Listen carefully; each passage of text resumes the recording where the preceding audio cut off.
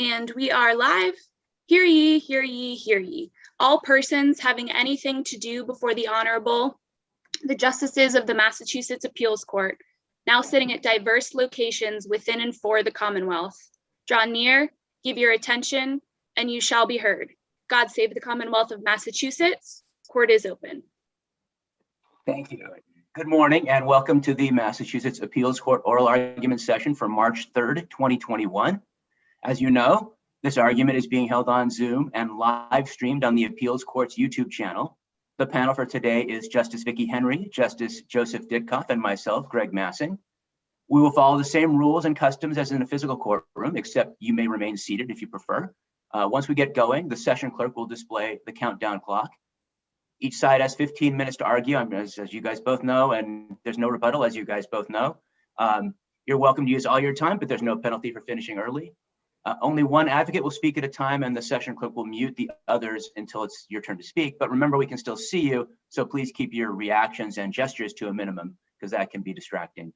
The proceeding is being recorded and archived and will be accessible to the public.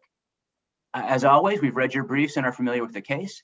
In fact, we have your briefs and record materials on our computers and on our tablets. So if you see us looking away, it's not that we're distracted or looking at something else, we're looking at materials. But it can look odd on Zoom. So with that, I'll call the case looking at a different screen. Commonwealth versus Derek ARRUDA, 2020 P223. Attorney Chinman. Good morning, Your Honors. Michael Chinman for Derek ARRUDA. I've been a criminal lawyer for over a quarter century, and maybe you have made the same observation I've made, that every once in a while there's a case that seems to be a magnet for error. It just is hit with error at multiple stages. I can't explain it. The stars align like that sometimes. And this, Derek ARRUDA's case, is one of those cases. There was error in the grand jury presentation. There was error at the motion to suppress stage. There was error at the trial, and there was error in the post-conviction motion for new trial. My client, Derek ARRUDA, has served more than 5 years of a 12-year sentence. This is a big day for him, and he appreciates this opportunity to advocate that his conviction needs to be reversed. My brief raises those errors I referred to. I don't have time in this 15 minutes to address all of them. I'm planning to concentrate on the first issue of constructive possession, sufficiency of evidence. Of course, I welcome your questions directing me elsewhere. To prove constructive possession of the cocaine that was found in an exterior garbage can in a common area of a multi-unit dwelling where my client lived, the Commonwealth was obligated to show a particular link between Derek ARRUDA and the cocaine in the garbage can. And they absolutely did not do that. There was a search warrant executed for both Derek ARRUDA's residence on the second floor and of his car. Nothing related to drug activity was found in the search of the car.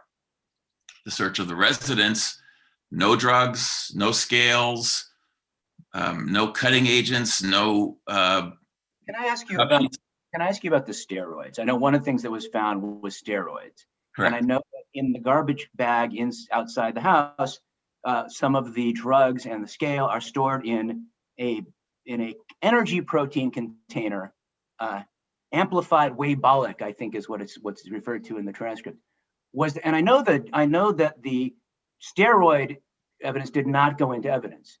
And I've read the grand jury testimony, but I know there was a reference to him being a bodybuilder. So my question to you is, did any evidence of the bodybuilding or the protein or stuff like that in the house come in? No, it didn't. Or anything about or the physique of your client? There may have been evidence that he, when he was stopped, was on his way to the gym. But no, I don't believe there was any evidence, except the jury could, of course, see his physique, but there wasn't evidence of that. So I think being someone who goes to the gym is entirely common. That is not much of a link. So there's nothing the jury could infer that, oh, amplified way Pollock, that's got to be him. I'm sorry, Judge?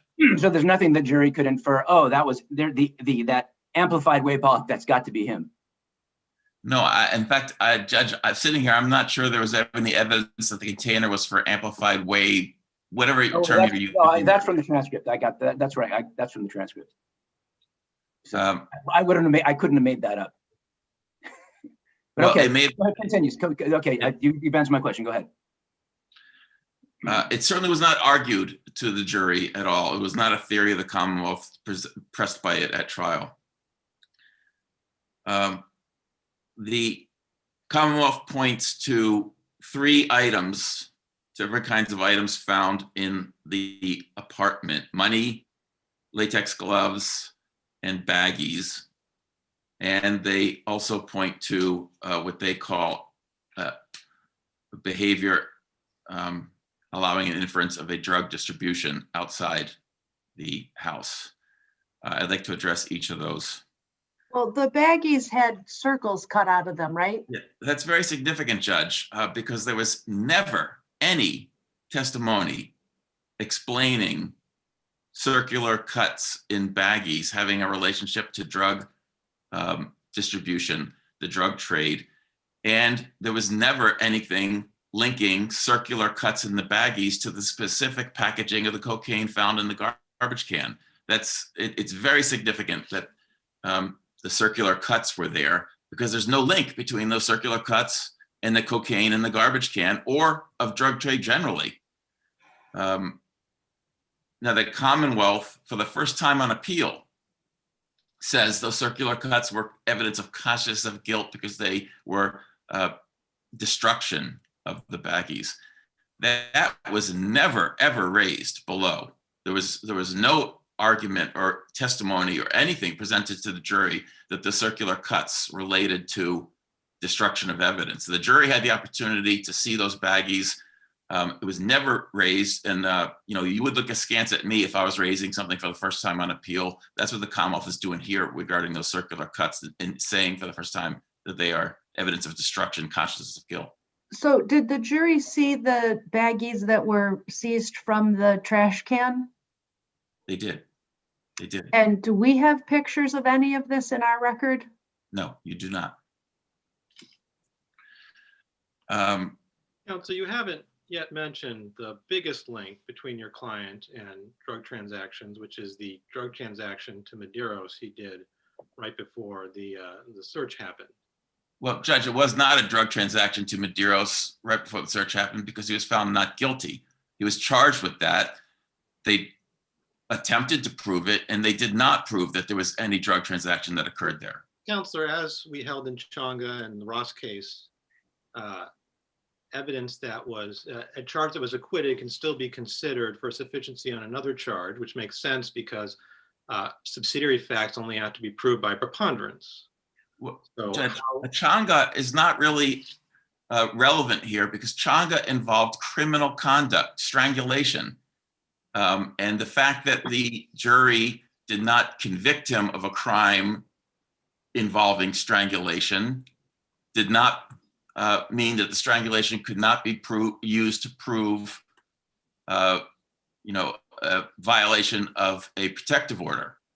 It clearly had relevance to the protective order. And just because the jury didn't convict your client of distribution doesn't mean that when a judge who's deciding a required motion for required finding of not guilty can consider the evidence of that transaction and deciding whether the case should go to the jury. Obviously can't consider an acquittal that will happen in the future. Well, Judge, the behavior in Chonga was criminal, strangling somebody. The behavior here was disappearing behind the house into the backyard for less than a minute. And then Medeiros reemerges. And that is not criminal behavior. And the Commonwealth is saying to you, we get full inference of a drug deal there, even though they didn't prove the drug deal. We get full 100% inference of a drug deal because of non-criminal behavior observed by the police. And I'm saying to you, that is an audacious claim by the Commonwealth. Number one, it points to the utter weakness of the usual types of evidence used to prove a particular link to the cocaine, link to the location where the cocaine was found. They don't have that evidence, and so they're trying to rely on this non-criminal activity. That's audacious, number one. Number two, the only reason they're pressing the need to have an inference that something criminal happened is because they don't have direct evidence that something criminal happened, although it was within their power to have a direct view. There were 11 officers involved in this surveillance of the house prior to the execution of the search warrant. And nobody positioned himself to see the backyard. There's evidence in the record. It's part of the affidavit for the motion for new trial that around the corner and down the sidewalk, the backyard, the garbage can area, the ramp to the back door are fully visible from a public location. And nobody positioned himself to see the backyard. They could have had direct evidence. They did not avail themselves of that. And instead they're saying, give us the inference, 100% inference. That's audacious.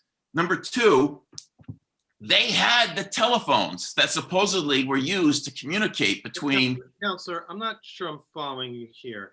Are you saying that a jury cannot infer that if a defendant and someone goes back to the backyard where the drugs are, and the other person leaves after a minute and then is found with a small bag of cocaine, it's unreasonable to infer that he was still drugs? Are you saying that the lack of the officers watching it is some kind of Bowden thing that requires that that inference not be made?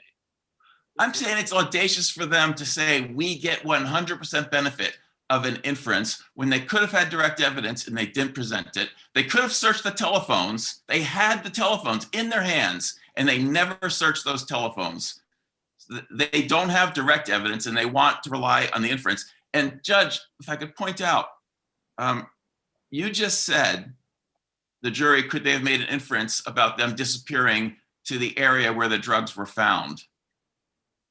That's the biggest audacious aspect of the Commonwealth's reliance on this, is because they can't even keep straight. They can't even keep straight their theory of where the drugs were when Troy Medeiros went into the backyard. Because as you just said, sometimes they want the drugs to be in the garbage can at that time when Troy Medeiros went into the backyard and drugs were distributed to him and he reemerged quickly. They want the drugs to be in the garbage can where the drugs were found. But at other times, their theory is that no, the drugs were not in the garbage can at that time. The drugs were elsewhere and were moved to the garbage can later when, after Troy Medeiros was stopped and word inferably was presented of that to my client's mother, to his aunt, and then my client joined the conversation.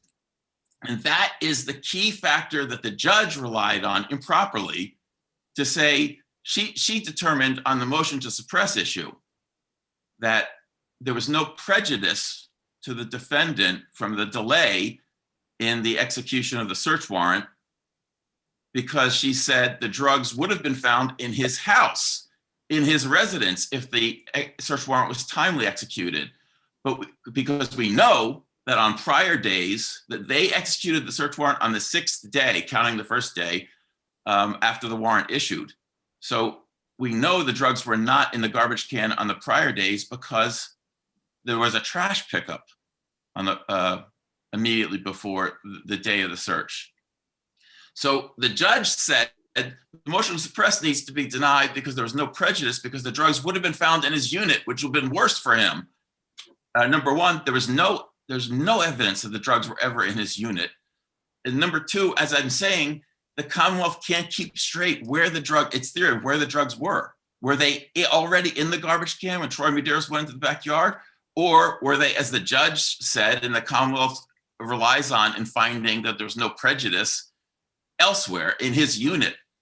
So counsel, what was the prejudice to the defendant in the delay in the search?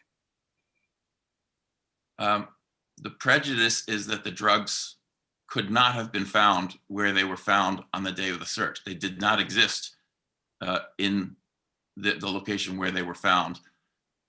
And where those drugs were prior to the day of the search was never proven. They could have been in the mother's unit on the first floor.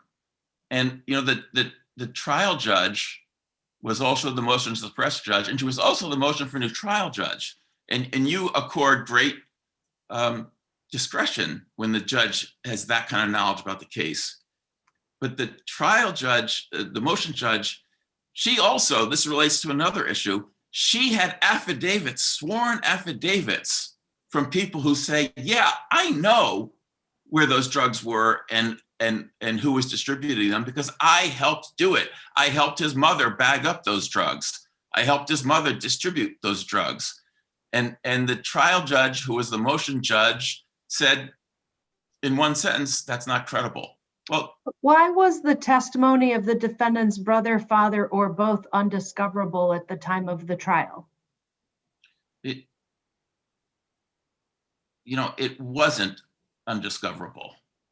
But I think to say to a defendant, you are either going to inculpate your mother, you are either going to help your mother be found guilty, or we're not going to allow you to raise sworn testimony of other people who participated in the drug distribution later.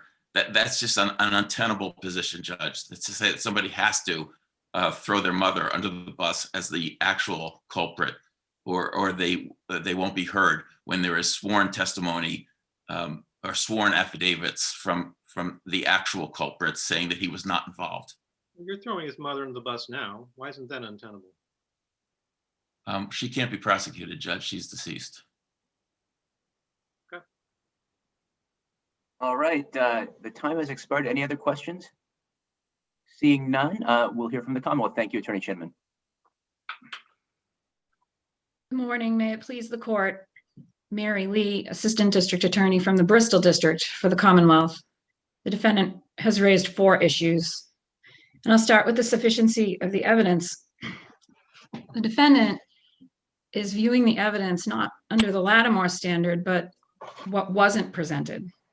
And he's also viewing the evidence after excluding everything about the sale to Medeiros.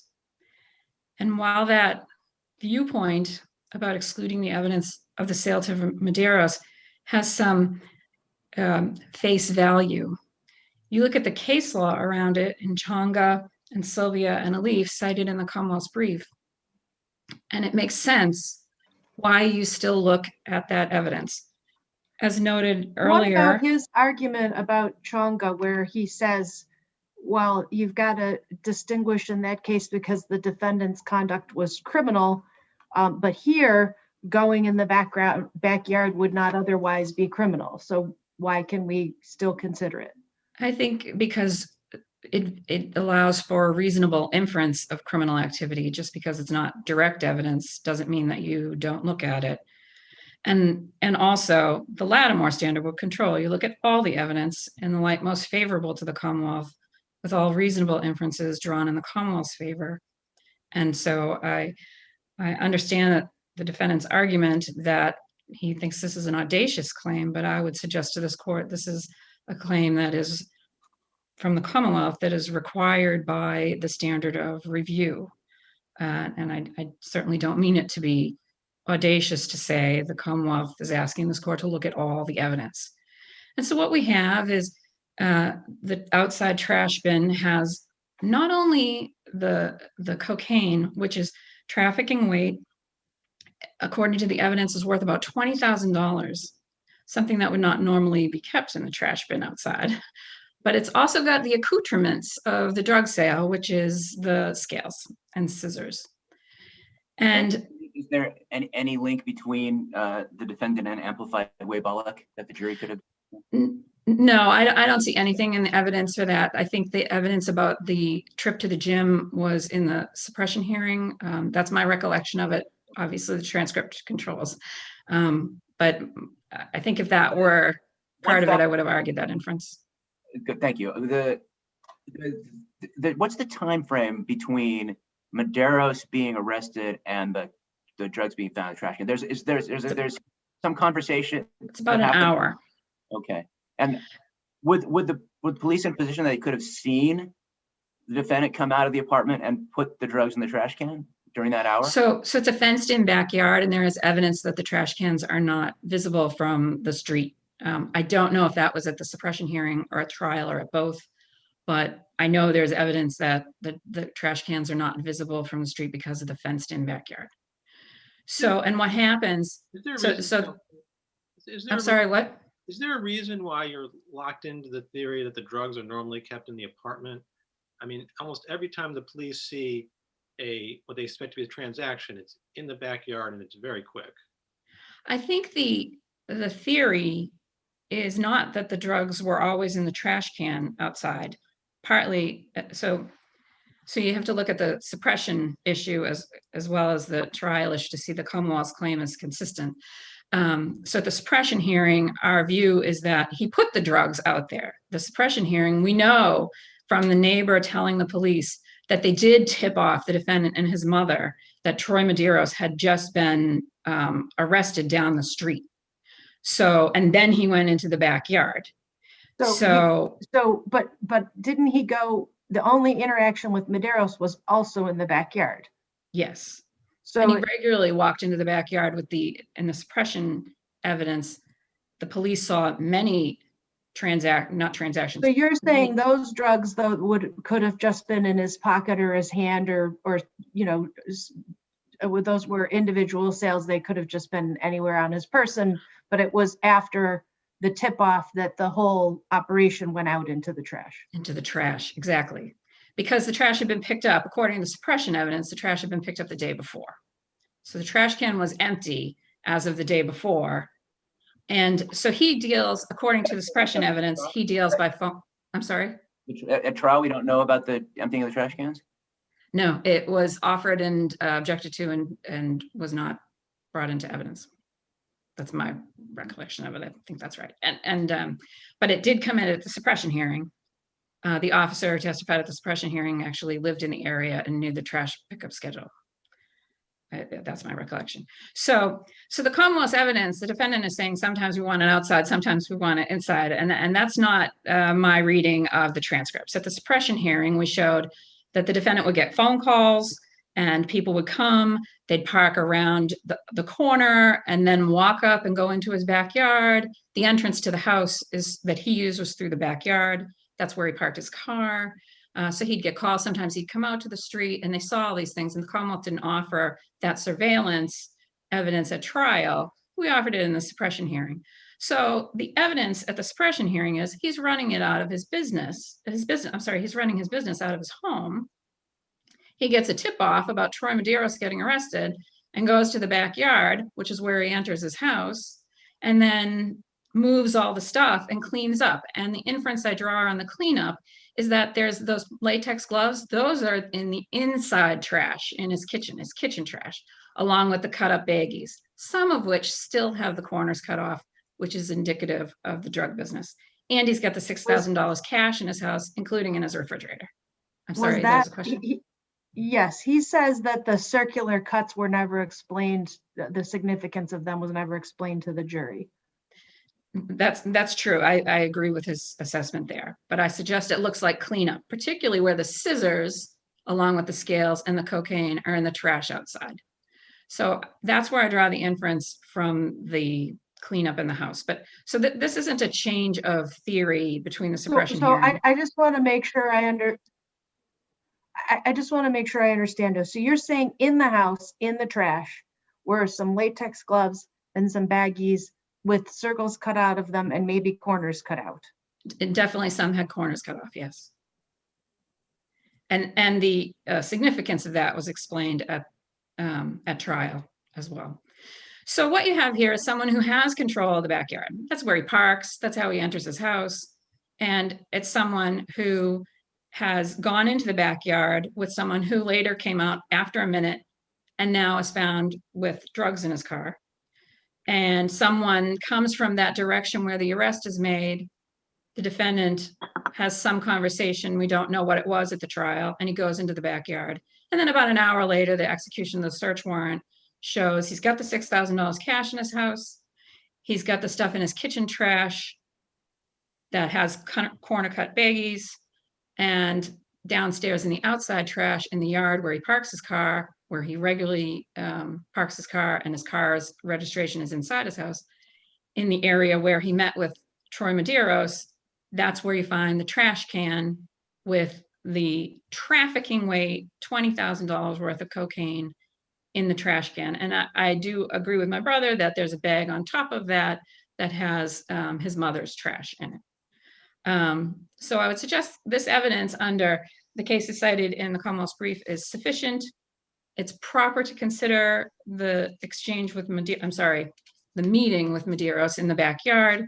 And I would ask this court to affirm the conviction on the sufficiency of the evidence. And I would note further that the reasoning in Chonga and Sylvia and Alif is not just that the acquittal doesn't necessarily mean that. Did we lose somebody? Looks like we lost Justice Henry.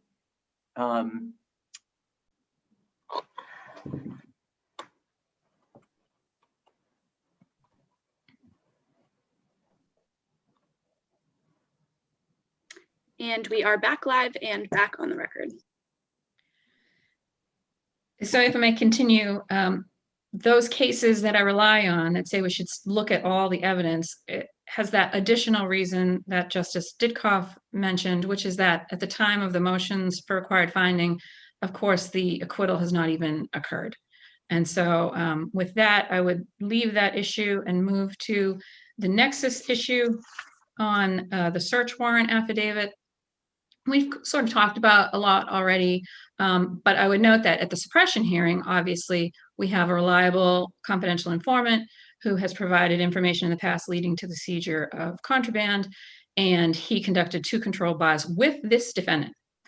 And so when he makes the calls, that's how the dealing is done. He makes the calls, and the defendant is seen shortly after the calls are made leaving the target house, which is multifamily. He lives on the 2nd floor. So I would suggest that those orders have originated at that target residence. In one of them, he uses the car that's parked there. And in one of the control buys, he's seen driving directly back to the target residence, which is indicative that the proceeds of sales will be kept at his home. That's a normal place for him to keep those, as well as the records for the phone in the car that are used in the drug dealing. So defense counsel says, but you had the phones and you could have had the records and you didn't do anything with them. You didn't show anything. So what do you say to that? Well, under both Lattimore for the sufficiency of the evidence and for the suppression with the affidavit, we look at what evidence is presented and see if that arises to probable cause. We don't look at what's missing. And so in this case, we were looking for records, and that would make sense. The phone and the car records should be at his house. That's where he parks. That's where he got the call. We're looking for money. He went there directly after one of the control buys. But we also have the surveillance with the traffic, what appears to be drug traffic showing up at his house, parking around the corner, people walking into the backyard, staying for a short amount of time. And I would note that one of those people was known to police as having a drug history. So I tried to do the math on that. The search warrant affidavit was a little fuzzy. I really could only count 2 transactions for sure that did not involve the confidential informant, or do you think there were more? There's 2 confidential informant control buys. Yes. And then there's surveillance of cars with short visits, and the defendant would go out to those cars. Right, I know, but I was trying to count those, and it was hard to count past 2. I agree there's at least 2, and I would look at the Escalera case, which I think there was 2 control buys and 4 suspected sales. So I think we're well in the realm of Escalera on that, because he has it said there were cars that would stop for short visits in front of the home, and the defendant would meet them on the street and then return to his home. And then people would go for short visits to the yard and park at a distance, and at least one of those people had prior narcotics offenses. That's how I read the affidavit. But of course, the affidavit speaks for itself. We look at the 4 corners of the affidavit. So I did have a couple more questions. The defendant points out that in the order denying the motion to suppress, the judge found that the confidential informant informed the police officer that an individual known as the Derek was running a drug distribution service out of his apartment. But the search warrant application actually doesn't say that. So he argues that's quite significant. What do you say to that? I think that when you look at all the information in the search warrant affidavit, that's a proper inference to draw that he's running this out of his home, because the cars are coming up to his house and he's coming out to the cars. People are going into his backyard. But most significantly, when the control buy is made, the call is done, and then he's seen leaving his house. Right. So, but I want to make sure I really understand. So I don't think you're disagreeing with the defendant's contention that the confidential informant didn't actually say that, but it's an inference. Yes. Okay. Yes, you understand me correctly. Excellent. And then have you found any cases where a Massachusetts appellate court has found prejudice from failure to execute a search warrant within 7 days of issuance? So Cromer is the case. It's the one cited by the defendant, and my case in Cromer, it was a delay over 7 days. I think Cromer was 8 days. And 8 days, Cromer says when you have a delay over 7 days, it's per se invalid without regard to prejudice. So that means the defendant has to show prejudice. Here it was 5 days. It's within the statute. The police officer explained that they wanted the defendant home so that this could be accomplished without any breakage, which it was, and that they were having trouble stopping him. And that's where you see he's on his way to the gym. I didn't understand that. How did they have trouble stopping him?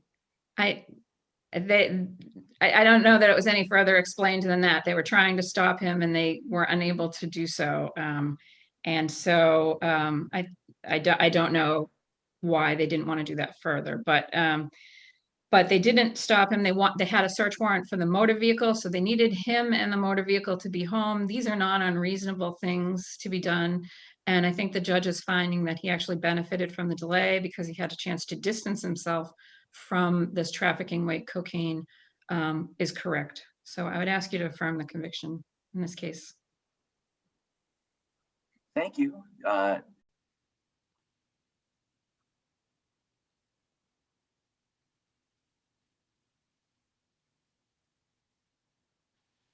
And we are back live and on the record. Thank you. So good morning, council, and welcome to the Massachusetts Appeals Court oral argument session for March 3rd, 2021. As you know, this argument is being held on Zoom and live streamed on the Appeals Court's YouTube channel. The panel for today is Justice Vicki Henry, Justice Joseph Ditkoff, and myself, Greg Massing. We will follow the same rules and customs as in the physical courtroom, except you may remain seated if you prefer. Once we get going, the session clerk will display a countdown clock. Each side gets 15 minutes to argue. There's no rebuttal. You're welcome to use all your time, but there's no penalty if you finish early. Only one advocate will speak at a time, and the session clerk will mute the other until it's your turn to speak. But remember, we can still see you, and we want to be able to see you, but to just make sure you're there. But please, if that's given that, keep your reactions and gestures to a minimum. That can be distracting. The proceeding is being recorded and archived. It will be accessible to the public. As always, we've read your briefs and we're familiar with the case, so you can jump right in. In fact, we have your briefs and record materials on our computers and on our computer tablets. So if you see us looking away from the screen, it's not that we're not paying attention to you, but we're looking at case materials. So with that, I'll call the case, which is Commonwealth versus Juan Antonio Martinez, 2020 P477. And Attorney Gaffney for the defendant. Thank you. Good morning, Your Honors. My name is Edward Gaffney, and I represent Juan Martinez. I'm getting some feedback. Is there feedback for you too? Are you broadcasting the live stream? I thought I killed it. Is that any better? Yes. No. No? No, I still have feedback on my end. This is the only window I have open.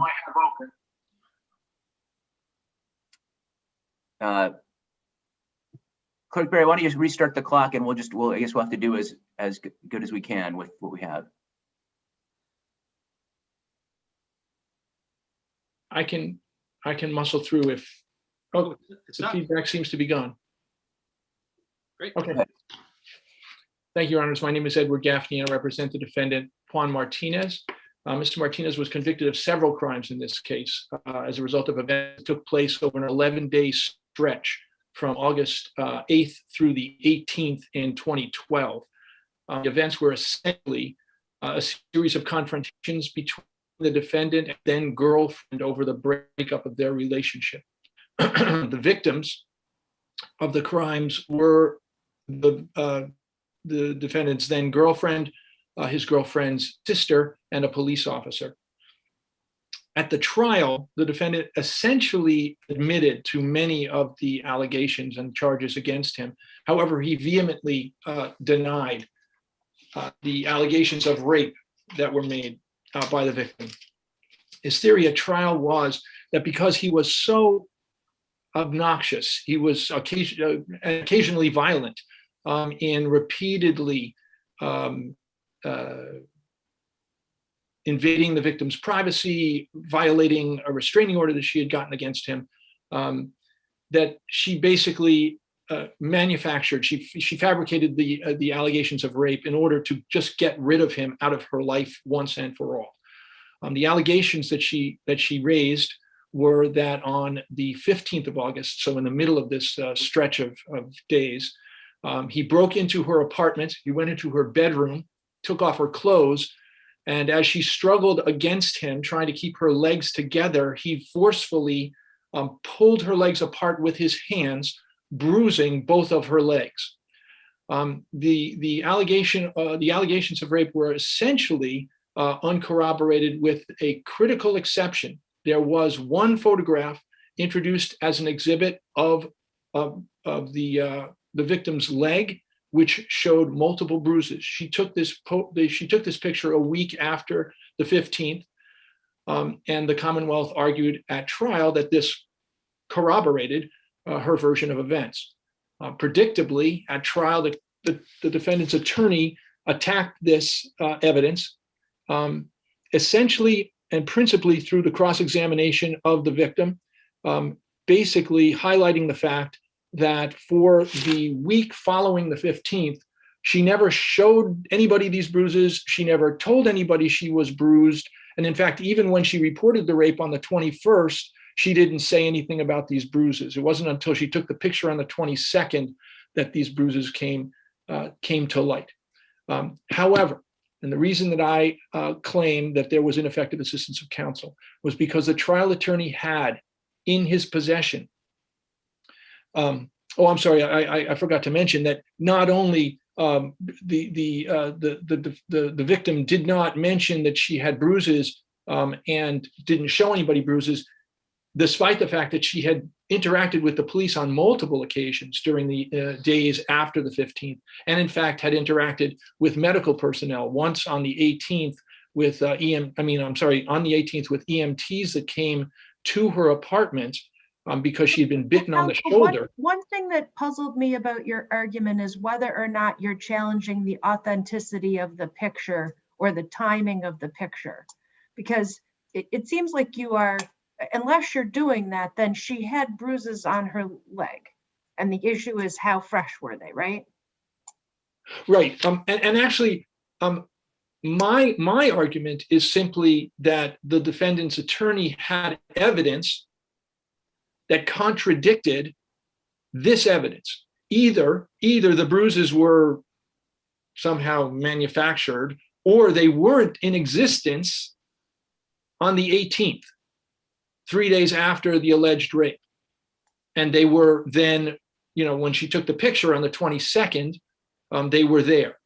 But one way or the other, the direct evidence of the fact that the victim's legs were not bruised, that was not put in front of the jury, was a critical mistake, because it wasn't just cumulative evidence, because the defendant did, as both the trial court in its denial of the motion for new trial and the Commonwealth in its brief, they both emphasized the fact that the defendant's attorney did argue that the jury shouldn't believe the victim with respect to the bruising, because she didn't say anything to the police and she didn't say anything to the medical personnel, but this was all indirect circumstantial evidence. He had direct evidence as a result of an assessment, an evaluation that was done by medical personnel 3 days after she supposedly got these bruises. He had direct evidence. What was the date that she reported the rape to the police?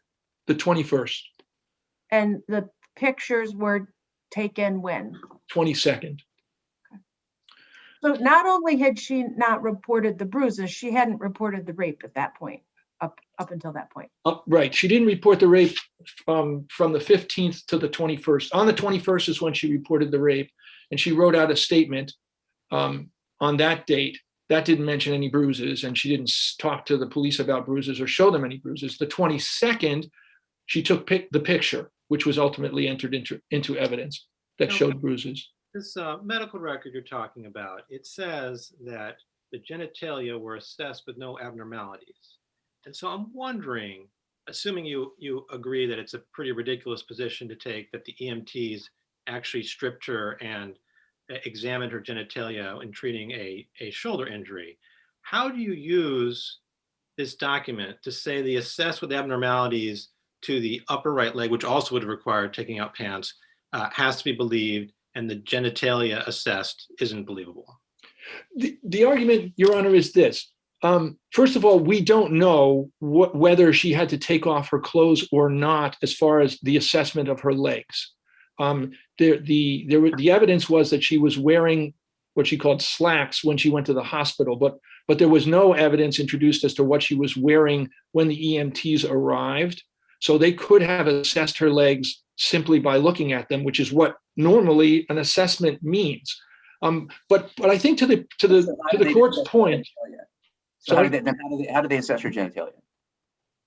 Well, I don't know, and I could. In fact, that point exactly, Your Honor, I think is completely valid for the Commonwealth to argue had this evidence come in. They could have argued, well, obviously they didn't assess it by looking at it, because why would they look at her genitals if she was dealing with a shoulder? But counsel, the question for us though is, could the motion judge take into account that there were some flaws in the EMT report when the judge was ruling on the motion for a new trial? Well, she could take into account some flaws. However, I would argue that under these circumstances, given this case and given what we are dealing with here, that this piece of evidence, understandably, there are ways to attack the evidence. In other words, the Commonwealth was free to marshal whatever argument it wanted to make had this evidence come into trial. They assessed it, but they didn't look at it. Or they lazily wrote up and signed a report that shouldn't be believed. I mean, these are all arguments that they could have made, but it was critical for the jury to know that in fact there was direct evidence that the bruising wasn't there. And the reason that this was so important was, well, there's multiple reasons, but one of them was this was the whole case. The victim's credibility, especially as to those. Coming back to that, this isn't a cut where a cut could be there, not be there one day and be there another day, but bruising is going to be there for several days. And just because she didn't tell anybody, that doesn't mean it wasn't there. Exactly. That is why the evidence that there was no bruising was much more dramatic and significant and not cumulative of the evidence that the defendant offered, which was what Your Honor just said. Basically, just because she didn't say there was no bruises doesn't mean there were no bruises. Just because she didn't show people bruises, that was all he was able to argue. Indirect circumstantial evidence that there was no bruising because she didn't say there was, or because she didn't show anybody bruising. In this case, by the way, the jury did not, this was far from an overwhelming case. The defendant essentially admitted to many of the crimes here, and still the jury found him not guilty on 2 of the charges, one of them being breaking and entering on the night that the alleged rape took place. So she was already. But counsel, we do, and I take it the jury had the picture of the bruising in the record, and that, I mean, I don't know why we rarely get color copies of these pictures, but that bruising looks like it's been there for a while. Oh, Your Honor, I'm sorry. They had the pictures of the bruising. They didn't have the record. That's the point. Right. I know, but that's the point about the difference between bruising and, say, a cut. That those bruises, you know, from what we can see in this record, look like they've been there for a while. Oh, again, Your Honor, this all would have been completely legitimate fodder for the Commonwealth to argue at trial, but still it doesn't exonerate the defendant's attorney from failing to use direct evidence that there were no bruises. I understand that the Commonwealth would argue that you, the jury, shouldn't give much weight to this because how, you know, maybe he assessed them, maybe he assessed her legs without looking at them. Or maybe he didn't do a good job when he filled out the form. We'll just ignore the medical professional. I mean, these are legitimate arguments that they could raise, but again, it does not in any way take away from, in this case, where the whole case was the victim's credibility and this one piece of corroborative evidence, which, I mean, if you look at the defendant's closing argument, I mean, the whole ball game was about these bruises and about how it was just not realistic to believe that someone who would have been raped on the 15th in the middle of this horrendous series of events wouldn't have said something about that and wouldn't have said something about the bruises when you've got direct evidence that there were no bruises. That, again, it's not that this is unassailable evidence.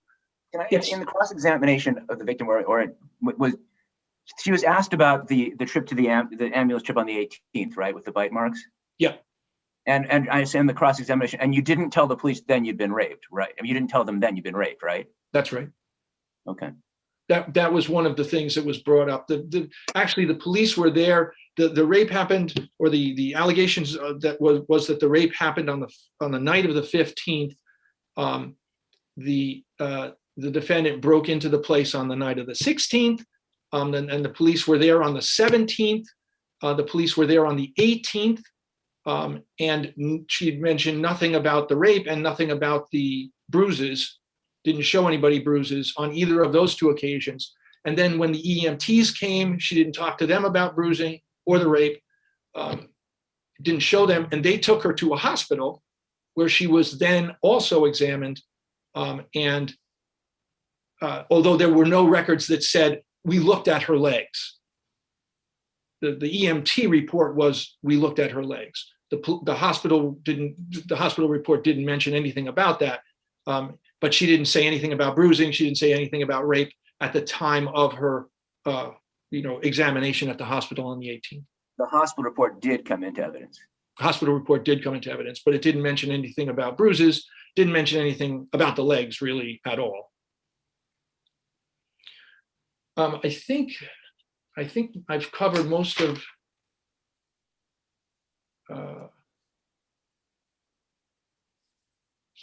yes, I just wanted to make one further point, which is that this, although this evidence was consistent, the report of the EMTs, although that was consistent with the defendant's indirect circumstantial evidence at trial, that, you know, because you didn't mention the rape, because you didn't mention the bruises, because you didn't show anybody the bruises, you weren't bruised. The fact that it was consistent does not mean it was cumulative. It was not cumulative. It was direct. The two cases I cite in my brief, I think it's De Grassa and Morales, both make very clear the SJC went out of its way to make sure that we understood direct evidence is not cumulative of indirect circumstantial evidence. So the fact that this is consistent does not make it cumulative. Did you put any evidence of what an abnormality would be on one of these reports? No. Is the record? No. Okay. No. There was nothing. There's nothing added to the. I merely in the motion for new trial, I merely added or presented the report to the trial judge, to the trial court. It wasn't the trial judge. Okay. Well, thank Unless you. there are further questions, I rest on the brief. Okay. Thank you, Attorney Gaffney. Thank you. We'll hear from the Commonwealth. Good morning, Your Honor. May it please the court. My name is Konstantin Tretyakov. I'm an assistant district attorney with the Middlesex County District Attorney's Office. I represent the Commonwealth. In this case, the motion judge correctly denied the defendant's motion for a new trial based on the ineffective assistance of counsel claim because the trial attorney for the defendant was not constitutionally ineffective when he did not introduce weak and cumulative impeachment evidence. This court has long held that when ineffective assistance of counsel is based on failure to impeach a witness, in this case, the victim, those claims are held to more stringent standard than other claims of ineffective assistance of counsel. And here, the defense on appeal, the defendant focuses on the assessed with no abnormalities language in the ambulance report. And I would submit to the court that this reliance is not exactly availing. To the contrary, is immaterial and impersuasive. As an initial matter, there is no indication whatsoever in the said report what that assessment was made based on. If the timing of the assessment of the victim could be any guidance, that's on page 1 of the report. It took the ambulance 20 minutes from arriving to the scene to transporting the victim to the hospital. It's highly unlikely that they would have been able to accomplish a head-to-toe examination of the victim who was wearing slacks on that day. So she would have What's to the record evidence she was wearing slacks? Your Honor, that was, if I could just point the court, it's volume 2, page 167 of the trial transcript. Question: what clothes did you wear to the hospital? This exact shirt and some slacks. And the victim was transported to the hospital by the EMT. So she was obviously wearing slacks in the EMT as well, because she would not have changed into slacks in the ambulance vehicle. So based on that, it is highly likely that what the EMTs did, they did the assessment that the defendant is relying on based on the words of the victim. And the victim, she testified about that, and defense counsel elicited that from her on cross-examination, that she only told the EMT, the ambulance personnel, about the bite on the shoulder. She did not tell them anything about the bruises. And the defense counsel skillfully used that concession of the victim in his closing argument when he argued before the jury, and that's page 44 of volume 4 of the trial's transcript. EMTs come and they treat her, they examine her, nothing about the bruises on the legs, nothing about the rape. So the impeachment argument that the defendant now advances on appeal, it was actually made at trial. Yes, it was made without the reference to the ambulance report, but that report would not have helped him, would not have helped the defendant to the extent that failure to introduce it renders the assistance of counsel constitutionally ineffective. Well, but the heart of his argument, though, is that this was entirely different because it was objective third-party evidence, and that is very different from just arguing inferences and, arguing, the jury should think this or think that. But here you have this third-party report. So what about that? Yes, Your Honor. I would just point the court's attention again to page 63 of the record appendix where a report takes place, where the report can be found. The report says that, for example, the upper right arm of the victim was assessed with no abnormalities. And yet on that very same page, the report says that the victim is complaining of bite in her right shoulder area. So again, this report, frankly, Your Honor, my impression when reading that report is that the area that the defense counsel so heavily relies on is just auto-populated. And then in the narrative, they actually say what the victim was complaining about. So this is inconclusive at best as to the actual injuries that the victim was suffering on the day, that particular section of the report, because it appears that the narrative section is actually way more probative than that one. So the reliance on this assessed with no abnormalities language, which is inconsistent with other parts of the report, and which was probably if it was not auto-populated, it was based on the words of the victim, not the physical assessment of the victim, who did not tell EMT personnel anything about the bruises, it's inconclusive at best. And frankly, Your Honor, I think the defense counsel made a very reasonable strategic choice in not introducing that report, because introducing it would have been yet another piece of evidence supporting the assault and battery charge, which is biting the victim. And the defense counsel— But doesn't he say that he missed it? Your Honor, he did not say, if I read the defense counsel affidavits correctly, he just says that he does not recall the report. And this court and the Supreme Judicial Court has long held that the want of recollection, it proves nothing and it means nothing. It does not mean that the report has been overlooked. It just means what it says, that the defense counsel, obviously several years after the trial, he has no recollection about medical report. But I would suggest to the court that the actual direct evidence of the bite that the defendant inflicted upon the victim's shoulder, the defense counsel made a very reasonable judgment that it would have sounded way louder for the jury, so to speak, than the sound of silence about the bruises on the victim's legs. So based on the fact, Your Honor, that this is very weak and cumulative evidence, that the ineffective assistance of counsel here is solely based on failure to impeach the Commonwealth's witness, and the fact that the defense that the defendant is now insisting on appeal was actually thoroughly explored. It was presented to the jury. The whole strategy of defense was to impeach the victim's credibility in the eyes of the jury, and the defense counsel did that several times, including on cross-examination and in the closing argument. I do think that the motion judge acted very within the bounds of law when she denied the motion for a new trial based on the ineffective assistance of counsel claim. Unless the court has further questions about this issue, I will very briefly say something about the motion for acquittal of not guilty on breaking and entering to commit a misdemeanor, specifically violation of restraining order. The jurors heard ample evidence that the defendant broke into the victim's apartment by pushing the AC unit into the room that actually hit the victim's legs, that he actually physically entered the victim's apartment after he beat her on the shoulder and the victim let him in. And they also heard the evidence that he was doing all that with intent to contact the victim, which would be the violation of the restraining order, which can be found on page 42.1 of the record appendix. The fact that by that time the defendant had already committed another violation of restraining order, specifically coming within 100 yards within the residence, does not change any of that, because he was intending to commit a separate and distinct restraining order violation by contacting the victim. Counselor, I'm a little confused here. Which indictment is 07? Can you tell me the page?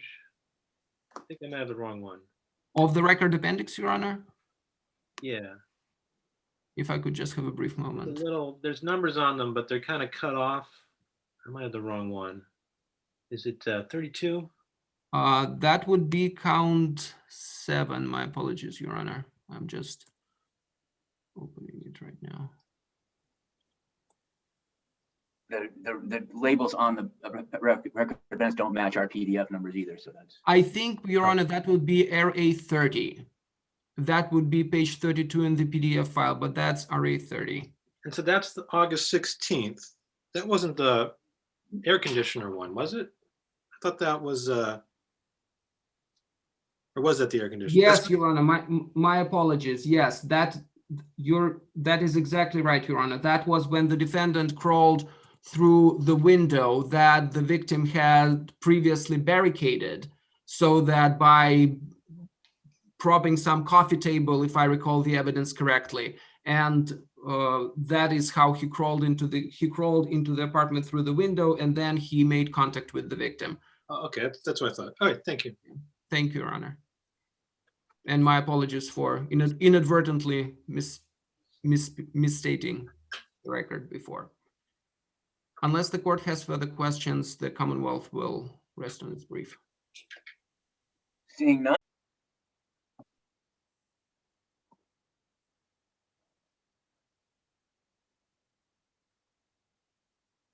And we are back live and on the record. Thank you. Good morning. And welcome to the Massachusetts Appeals Court oral argument session for March 3rd, 2021. As you know, this argument is being held on Zoom and live streamed on the Appeals Court's YouTube channel. The panel for today is Justice Vicki Henry, Justice Joseph Ditkoff, and myself, Greg Massing.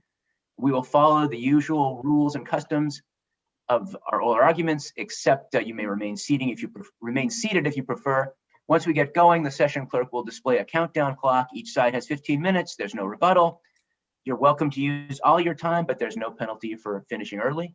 Only one advocate will speak at a time. The other will be on mute. But we want you to stay in the video and so we can see you and know you're still there. At the same time, please keep any reactions to a minimum because that can be distracting. The proceeding is being recorded and archived and will be accessible to the public. As always, we've read your briefs and we're familiar with the case. In fact, we have your briefs open on our screens in front of us. So if you see us looking away, it means no disrespect for you, but that's where we might be looking at an exhibit or a transcript or your brief. So with that, let me call this case, which is Commonwealth versus Stoner, 20P523. This is a Commonwealth's appeal, and we'll hear from Attorney Greenbaum. Good morning, Your Honor. Stephen Greenbaum for the Commonwealth in the Berkshire DA's office.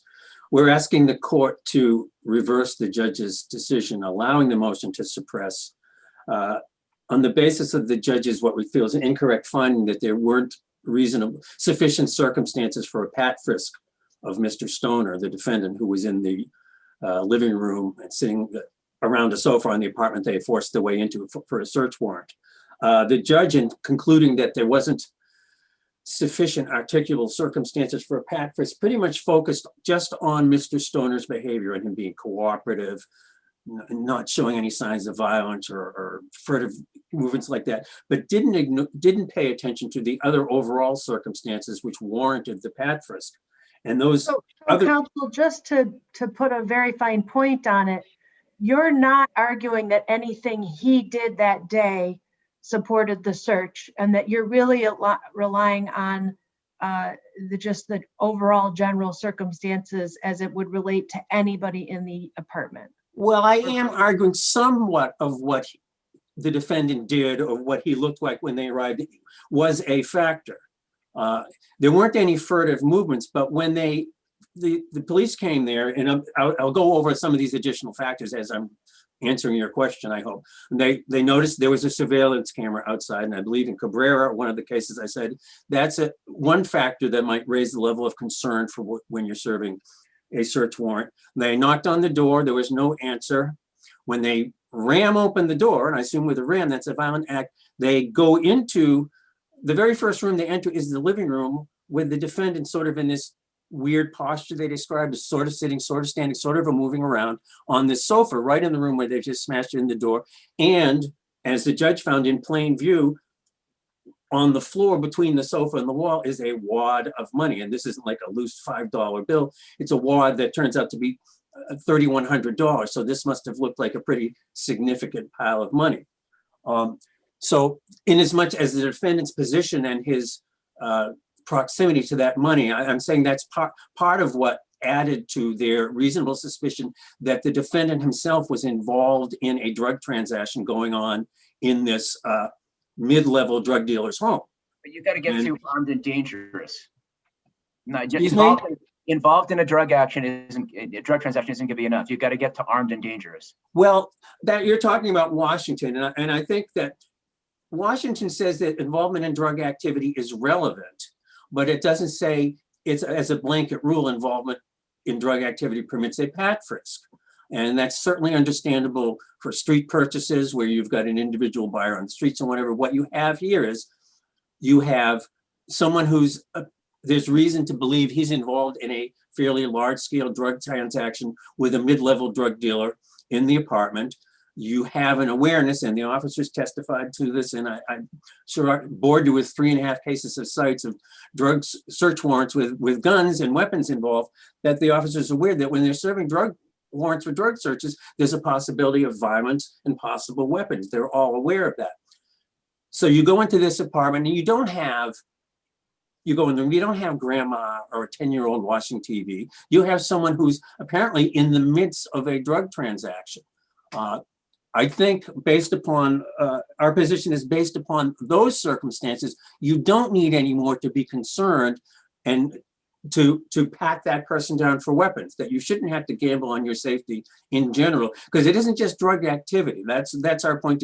This is, they're busting in, and it's apparently in the middle of a fairly large scale transaction. And there's every reason to believe that anyone involved in that transaction might be armed, and given the surveillance camera, the knocking on the door and the movement of this defendant, might be concealing a weapon.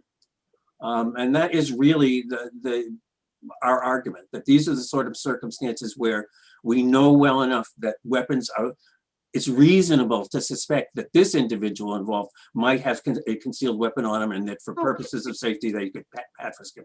If that's the case, then why didn't you apply for a warrant to allow you to pat-frisk anyone that was present on the property? I'm not aware of, in a warrant, you can ask for pat-frisking. You can ask to search any person present. And they didn't, I've never seen where you say, can we pat-frisk everyone? But the issue, and I think the side issue in this case, is everybody got involved, including the prosecutor who handled the motion, on this any person present warrants, which this wasn't. And a warrant that entitles you to search for any person present has to have some specific, really articulate all the specific reasons why you'd have reason to believe that anyone inside that residence might have on them evidence of drug trade, not necessarily Okay, weapons. so And I would say, as a matter of, they didn't apply for that warrant, and maybe as a matter of caution, they didn't want to be second guessed about searching someone on the basis of an any person's present warrant. So they didn't apply for that. So counsel, I'm just want to make sure I understand why this is different from Commonwealth versus Washington.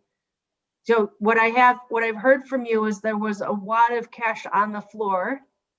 Commonwealth versus Washington, if I'm remembering, Commonwealth is a traffic stop case for some safety violation, and it's in a high crime neighborhood where drug deals are going on, and because they have a hunch, whatever, they decide to, because it's in a high crime area, they're allowed to say that there's really not much else. The guy's stopped for traffic. There's no evidence that he's actually involved in a drug deal at the time, but they go ahead and pat-frisk him because they say it's a high crime area with drug activity. That's the difference with Washington. We don't have a blanket rule that all persons suspected in drug activity are presumed to be armed and dangerous. That's correct. And so you're saying this fellow wasn't searched because he was presumed to be armed and dangerous. He was being searched because there was a wad of cash on the floor near him. Because the circumstances, his posture, and the wad of cash on the floor, and I don't know the timing, but the fact that there was a working drug station in the kitchen, I don't know, the findings in the transcript don't make it clear whether or not the pat-frisk came before or after some of the police officers had already discovered this workstation in progress in the kitchen. All those things indicate that this particular individual isn't just suspected of drug. This guy's involved in a high stakes deal, and there's reason to believe that anyone involved in that trade could be armed and dangerous, and that you're going to pat-frisk them for weapons. That is our position. That's the difference from Washington. It's not just association with drug activity. Anybody in that house might be considered to have been associated with drug activity. Like I said, someone sitting on the couch watching TV. But this is more than just associated in the vicinity. This is someone who's actually involved in the deal, appears to be involved in the deal. They don't know that for sure, but appears to be. How many officers entered the apartment? I don't know, I think there were a total of eight or more officers involved. I'm not sure that they were all in the apartment. And pretty much the first thing that happened is that they secure all of the people present and handcuff them all. Yes. And the defendant and Stoner cooperates with that. Well, as far as I know, everyone cooperated. Yes. Okay. And I'm not sure that. So I mean, so where's the? He's already. He's handcuffed. Where's the danger? Well, let's assume for the sake of argument that that he did have a concealed weapon, which he did not. There's no guarantee that you've got the hubbub of a search with officers in there. Yes, it's highly unlikely that weapon could be used, but it's not impossible. It's not impossible that the defendant could have, the cuffs couldn't feel, that somehow in league with another defendant that gun could be used, or that if it turns out that they don't have any reason to hold this particular person who they suspected and let him go, because we don't have probable cause to search or arrest. They're letting someone leave amidst a bunch of police officers, with a loaded weapon. And if that guy panics, there could be a lot of trouble. And I think this is, Cabrera is one of the cases I cite in the appeals court.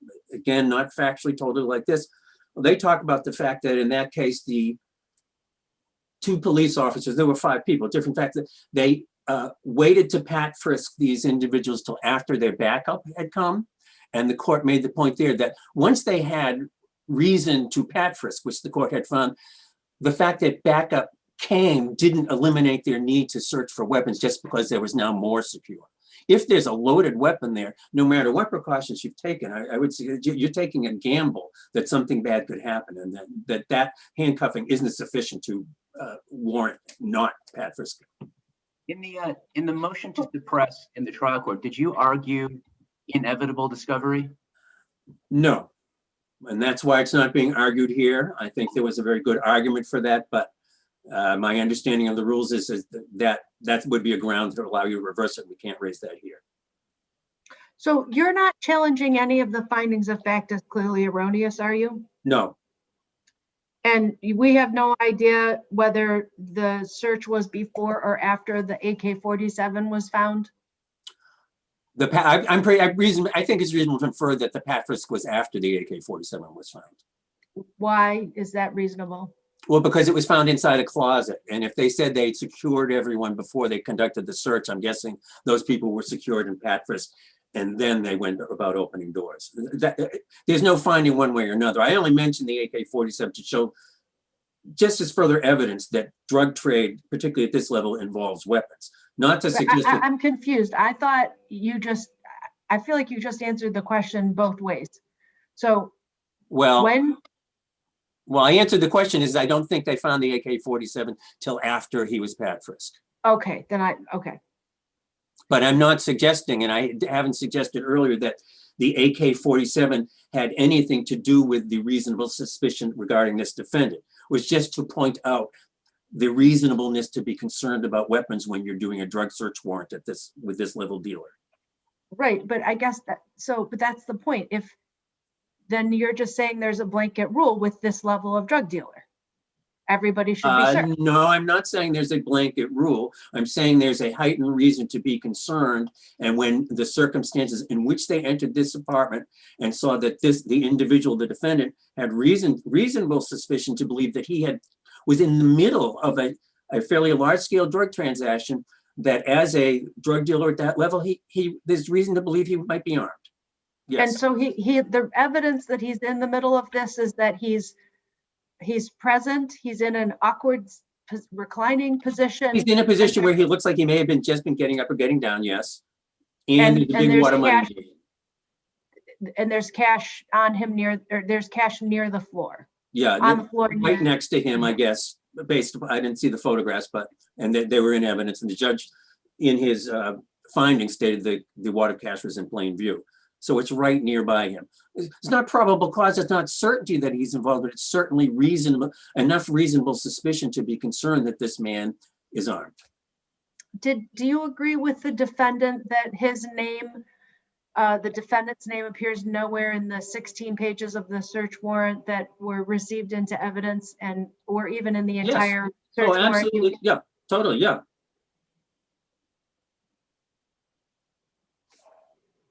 If we took away the cash, would that change your argument?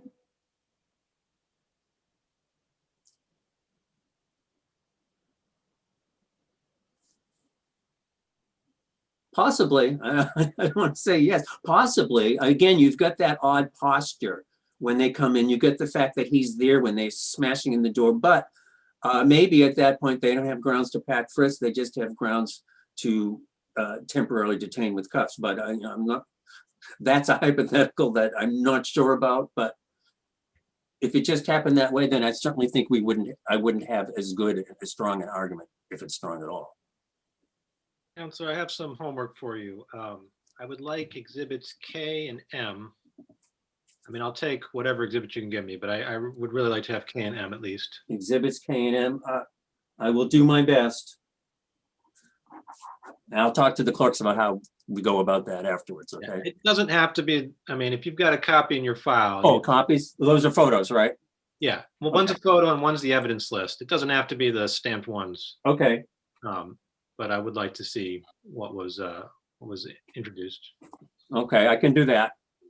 Are there any other questions? While we're asking for exhibits, was the search warrant affidavit introduced?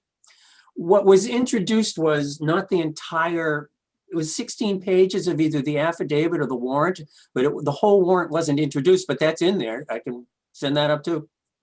I mean, we have the face sheet of the warrant, but yeah, I think the narrative would be, I'd like to see. Why don't you give us as much of the exhibits as you can? I think. Okay, At this point. will do. Is there anything else? Yeah, just, I want to make sure we're crystal clear about this because the defendant says the case is about one or two, one being whether the facts set forth in the search warrant justified a search of all persons present, or two, whether the defendant gave a reason to justify the pat-frisk. And I take it you disagree with that and you say, no, there's an option, a door number 3, and that is his presence at a mid-level drug transaction. Yeah, I don't cash. believe that the all persons, I know my time's up. I don't think that the issue about the all persons present warrant is relevant at all to this case. It's just not relevant. They didn't have such a warrant. They didn't search everyone present pursuant to having that warrant. This was a pat-frisk. So I know at the hearing, everyone seemed to focus on that for some reason, and there was not much attention paid to whether the factors around the pat-frisk, but there was evidence to support it. But no, I don't see how that's an issue at all. I guess, but what I'm trying to understand is, are you trying to say that he gave them reason to justify the pat-frisk because that there was something specific to him that, but it doesn't have to be that he was armed and dangerous? Or Well, are you it does have, saying, yeah, no, the this suspicion, yes, the suspicion is that he could be armed and dangerous, but the suspicion that someone is armed and dangerous isn't only arrived at by seeing a bulge that looks like a gun or something like that. It's the circumstances as a whole that give you reason to believe this person might be armed. You're not going to have seen him with a gun in the window or something like that. It's a suspicion, and it's not a probable cause standard. So what we're talking about is what's reasonable enough for warrant officers to look so they're not gambling with their safety. And our position is that in cases like this, and we've seen it over and over again, this is certainly enough behavior to have the officer say, let's just check this guy out before we go on. Well, are the only two options to gamble with their safety, or is the option they can not gamble, but the evidence may be suppressed?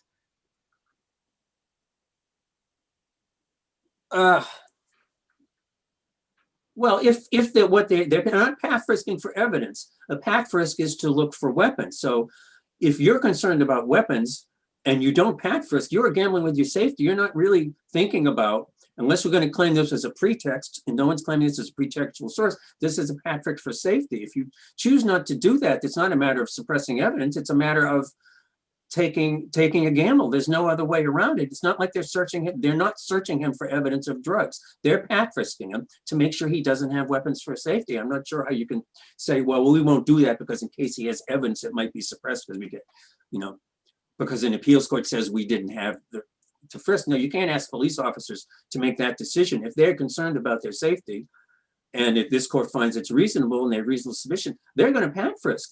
They can't take that gamble, I would say. I don't think we're saying they should take that gamble, but that is separate from the question of whether the evidence is suppressed. Right. But if the pat-frisk was legitimate, then there's no grounds for suppression in this case. The defendant isn't claiming otherwise.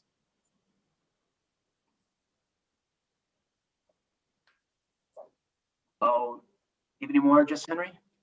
No. Okay. Thank you, Attorney Greenbaum. We'll hear from Attorney Freites. You're welcome.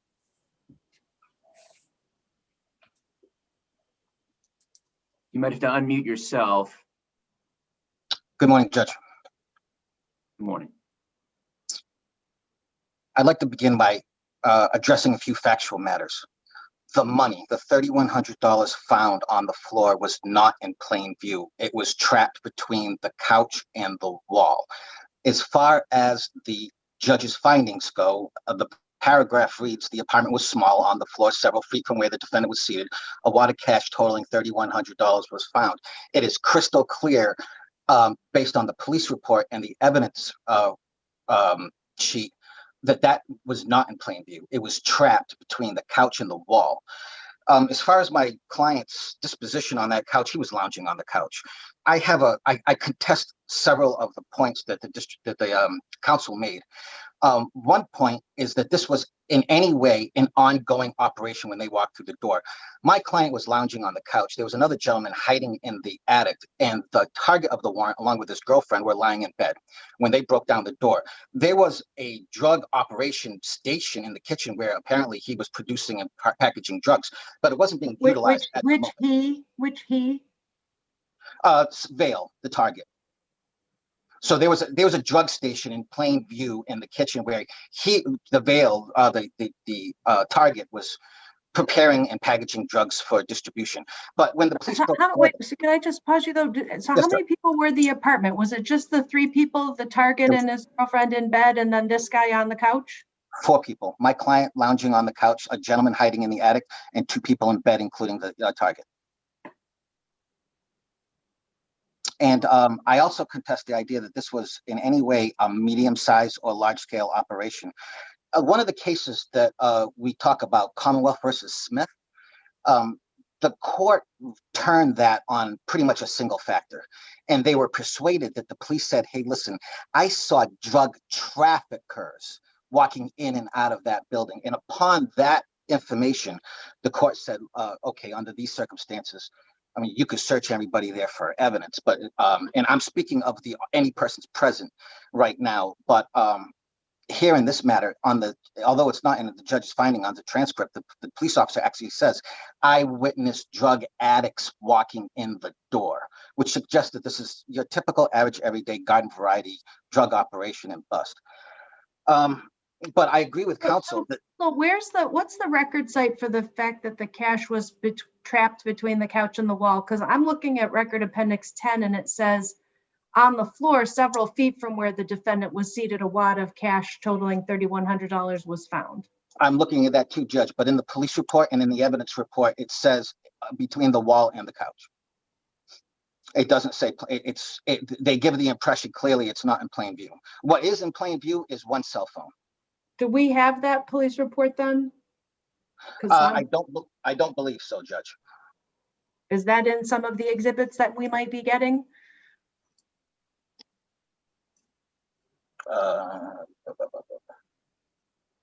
I can send it up, Judge. The officer testified that the money's just tucked on the floor between it. It's a little hard to say what that means. That's behind or between. The impression I got was it was trapped between the couch and the wall. That makes sense.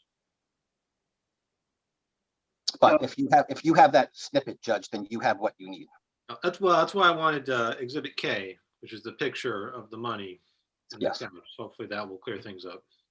So one thing that concerns me here is the warrant is it's not a no-knock warrant, so it's a knock warrant.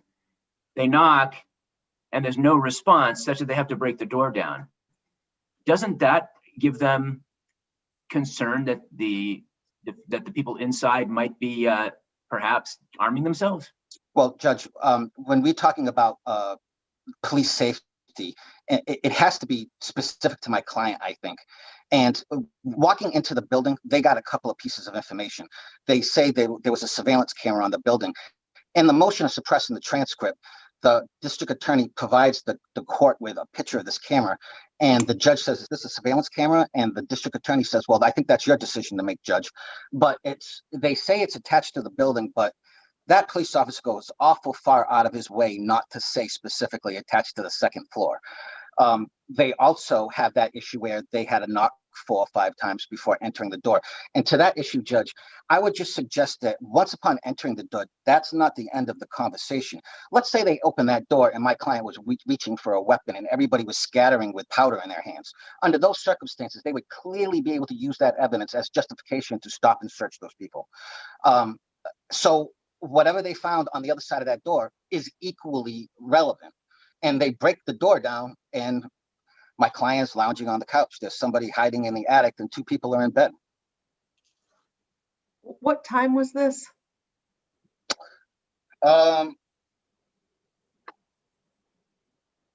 You caught me with a question. I don't know, Judge. I apologize for that one.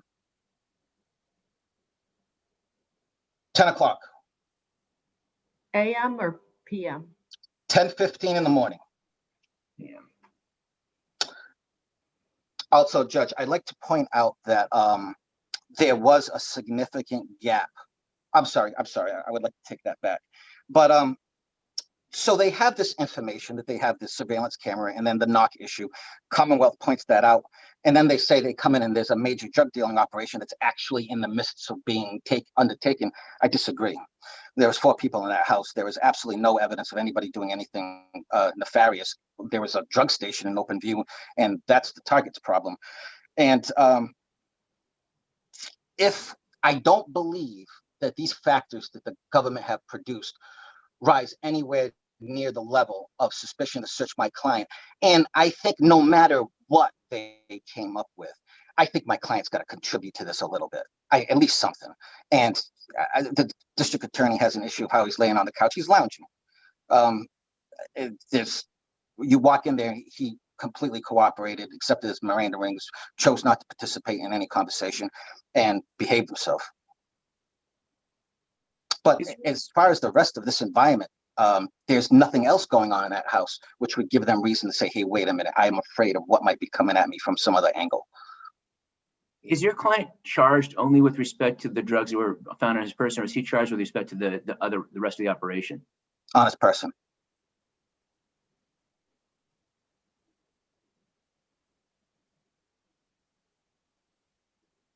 Were the people found in the bedroom in bed, or were they just in the bedroom? In bed. The target of the warrant was clutching what appears to be some crack cocaine at the time the police found him.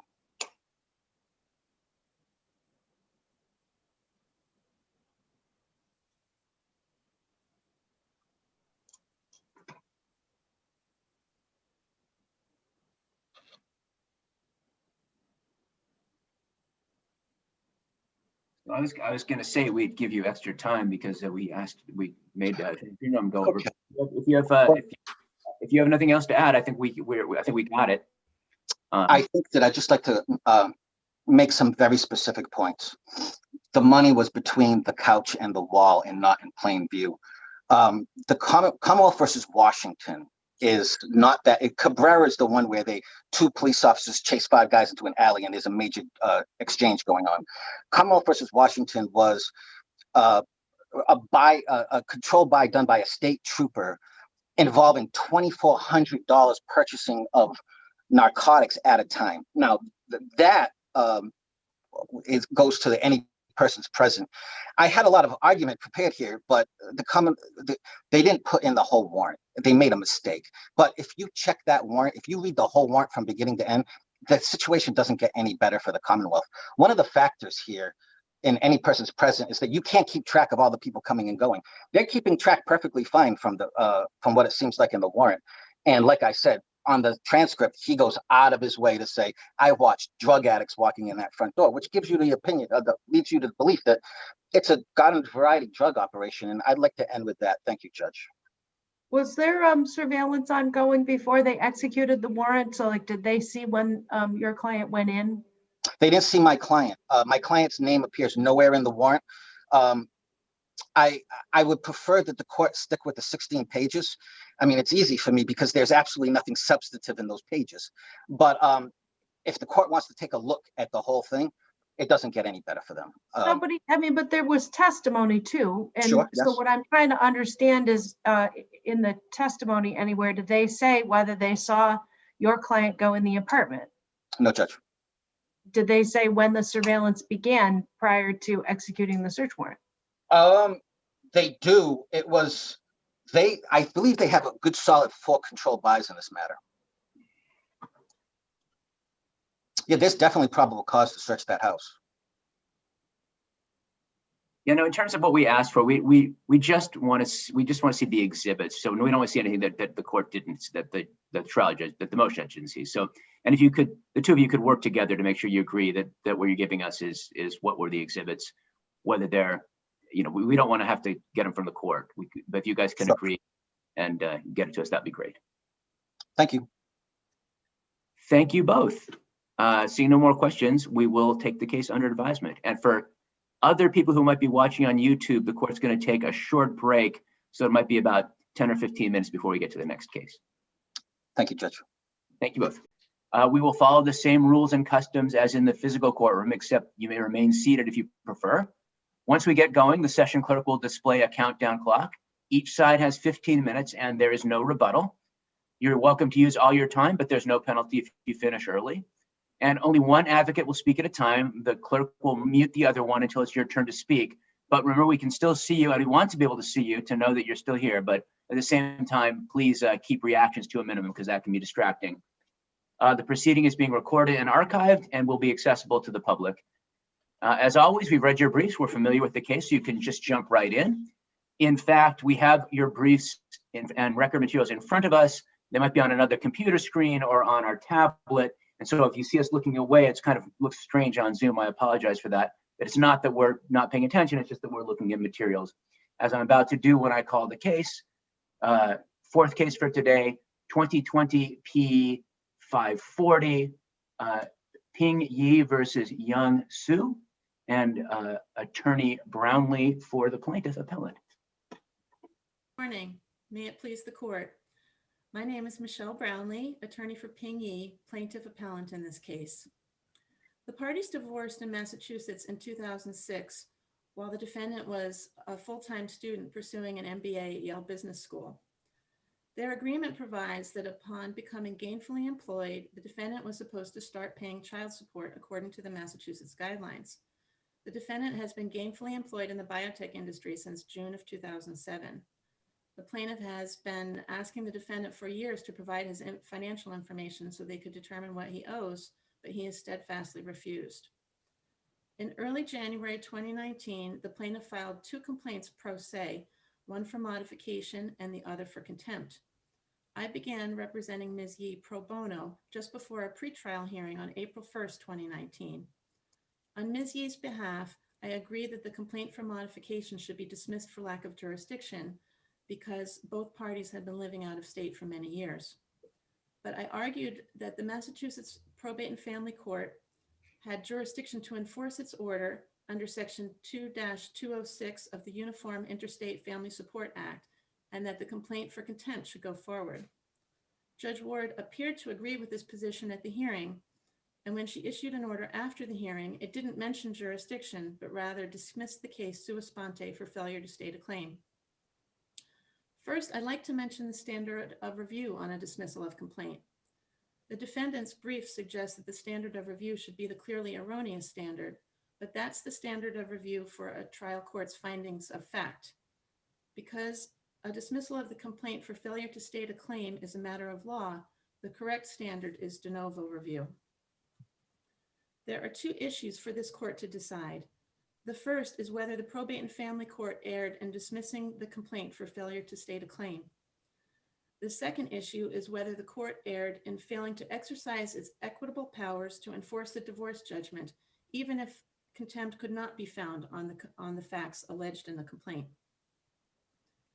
On the first question, the Probate and Family Court's order states that the reason for the dismissal was that, quote, there is no clear and unequivocal command inherent in the cited language from the parties' separation agreement, end quote. The defendant's— Can I just jump right in? In order to figure out how much the defendant would be required to pay under the child support guidelines, there need to be a calculation done, which would require him to have your client's financial information and vice versa, right? That's correct. And I don't see any provision in the settlement agreement requiring an exchange of financial information. You're right that the settlement agreement doesn't explicitly right. And so doesn't there have to be a clear and unequivocal command that he's disobeying to be held guilty of contempt? Yes, there does. And the command that he is disobeying is the payment. Of course, What if he paid, a number that you disagreed with? Would that be contempt? well, we can't determine whether there's contempt until there's discovery in this case. I believe that the discovery will show that he has clearly violated the order to pay according to the child support guidelines. Well, I mean, he certainly, it seems like you've stated a claim that he hasn't paid it, but that's different from saying that he's in contempt. He's got to know what he has to do to be able to purge the contempt. Right. But he has basically effectively evaded a finding of contempt by withholding the information that was necessary to determine what he owed under the child support guidelines. I mean, it's quite clear that the parties agreed that he was supposed to pay according to the guidelines as soon as he was gainfully employed. Once he became gainfully employed, he withheld that information and basically made it impossible to determine what he owed under the guidelines. It can't be that he can just, foil the intent of the agreement by willfully withholding the information that's needed to make that determination. Right. But the question seems to be, to make that determination, where is the place to go to do it when both of the parties are now out of state? And you say in your second argument that, it should be done here because the judge has equitable powers to order discovery and figure out what it is. But I mean, isn't that more like a motion for modification rather than a contempt? It's absolutely not a modification because we're not trying to modify the order in this case. We're trying to enforce its terms. We don't want to change it. It's right there in the agreement that the defendant is supposed to pay according to the child support guidelines once he's gainfully employed. We don't want to modify that at all. We want to enforce it. And the way to enforce it is here in Massachusetts, where the court is familiar with the Massachusetts child support guidelines. Other states aren't going to be familiar with those guidelines. And it's quite complex because this case has spanned over a number of years and there have been many different versions of the guidelines in place. So we really need a court that's steeped in those guidelines and able to make that determination. So what I'm hearing you say is that your client is not necessarily so much concerned with a finding of contempt as she is with just enforcing an agreement between the parties. That's absolutely right. While I do think we have a good case for contempt, the more important objective here is simply to enforce the order. I mean, it matters little really whether we have this formal finding of contempt for the defendant. Ultimately, what the plaintiff is seeking here is an order for an amount certain that the defendant owes in child support so that she can enforce that in the ways that you enforce orders, through a garnishment of wages or an attachment of assets.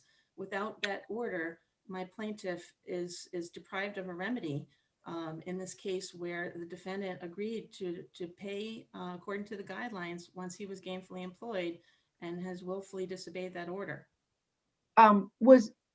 Your client is not contending that she continually kept him apprised of her income, is she?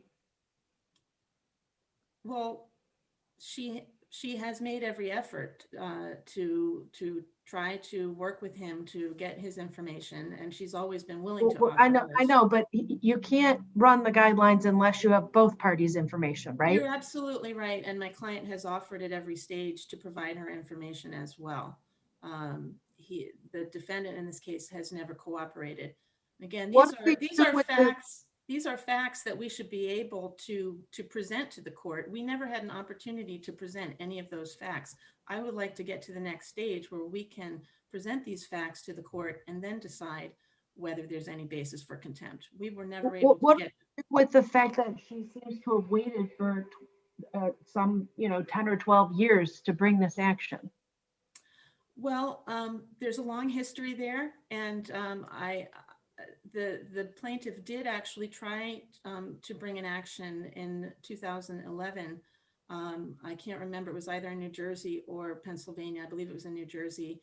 And the defendant basically bullied her into dropping the action. he threatened to stop seeing their son if she didn't drop the action. And there's a long history of emotional abuse in this case, and this is why it took the plaintiff in this case many years to work up the courage to finally bring this action. It was on the day after New Year's Day. It was a New Year's resolution in 2019 when she brought this case. The child is now 19. That's correct. So, I mean, this is really again, modification is really not an adequate solution for this plaintiff, because really she's mostly looking to make herself whole after supporting her child on her own income and a small amount of support, and not getting the proper contribution that she should have gotten from her ex-husband.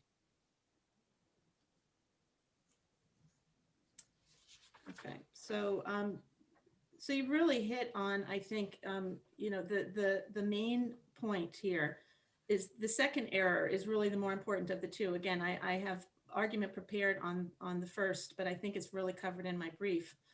But in dismissing the plaintiff's action for failure to state a claim, the Probate and Family Court neglected its duty to adjudicate the plaintiff's request to enforce the court's order. While the plaintiff submits that she will be able to prove contempt in this case, in the end, whether the defendant is held in contempt or not is not as important as that relief that she's seeking, which is the court order for an amount certain that the defendant owes. In my brief, I've included numerous examples of cases where, even though contempt was not found, the court used its equitable powers to enforce the terms of the divorce judgment. Those cases include Hamilton versus Pappalardo, Cooper versus Keto, Mandel versus Mandel, Porras versus Pauling, and Tatar versus Schuker. So even if, arguendo, the trial court judge didn't err in finding no contempt as a matter of law, she still should have proceeded to adjudicate the dispute between the parties regarding the defendant's failure to pay the child support he was obligated to pay under their agreement. So counsel, I just want to be clear, the order that you're appealing, is that on Record Appendix 3, page 4? Record appendix. Or is there something more? The order that I'm referring to is Record Appendix 3, page 15, which is the order that issued after our motion for reconsideration.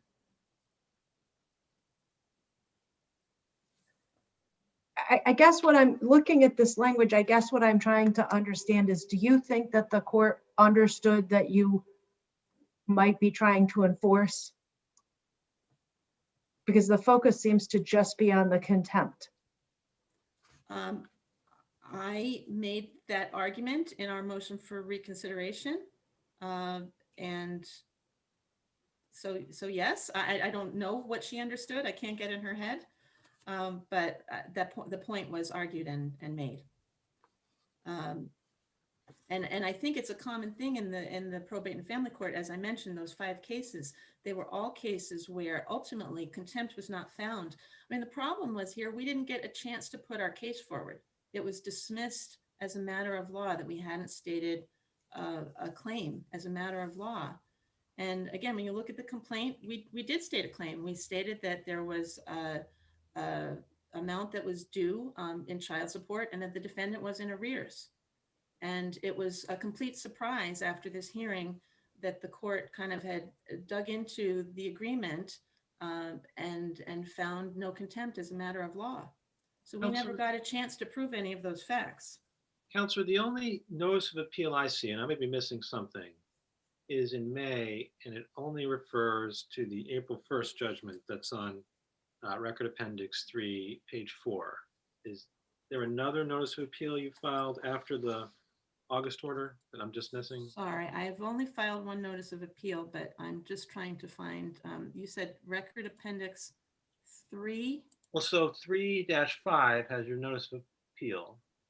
Sorry, It only mentions 3. the April 1st, and it was in fact before the August. 3-5.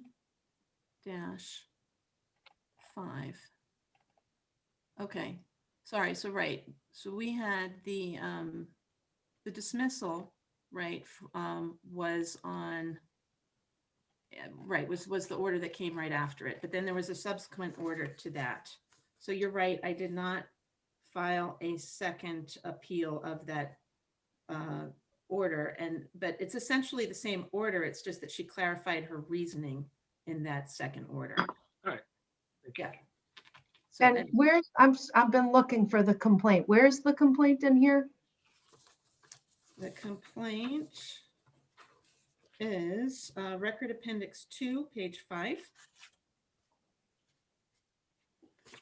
So again, the contempt here is not the failure to provide the financial information, but it is the failure to pay. So we have in the complaint, the plaintiff alleges she just used a form complaint, but there was a judgment dated October 25th to pay support.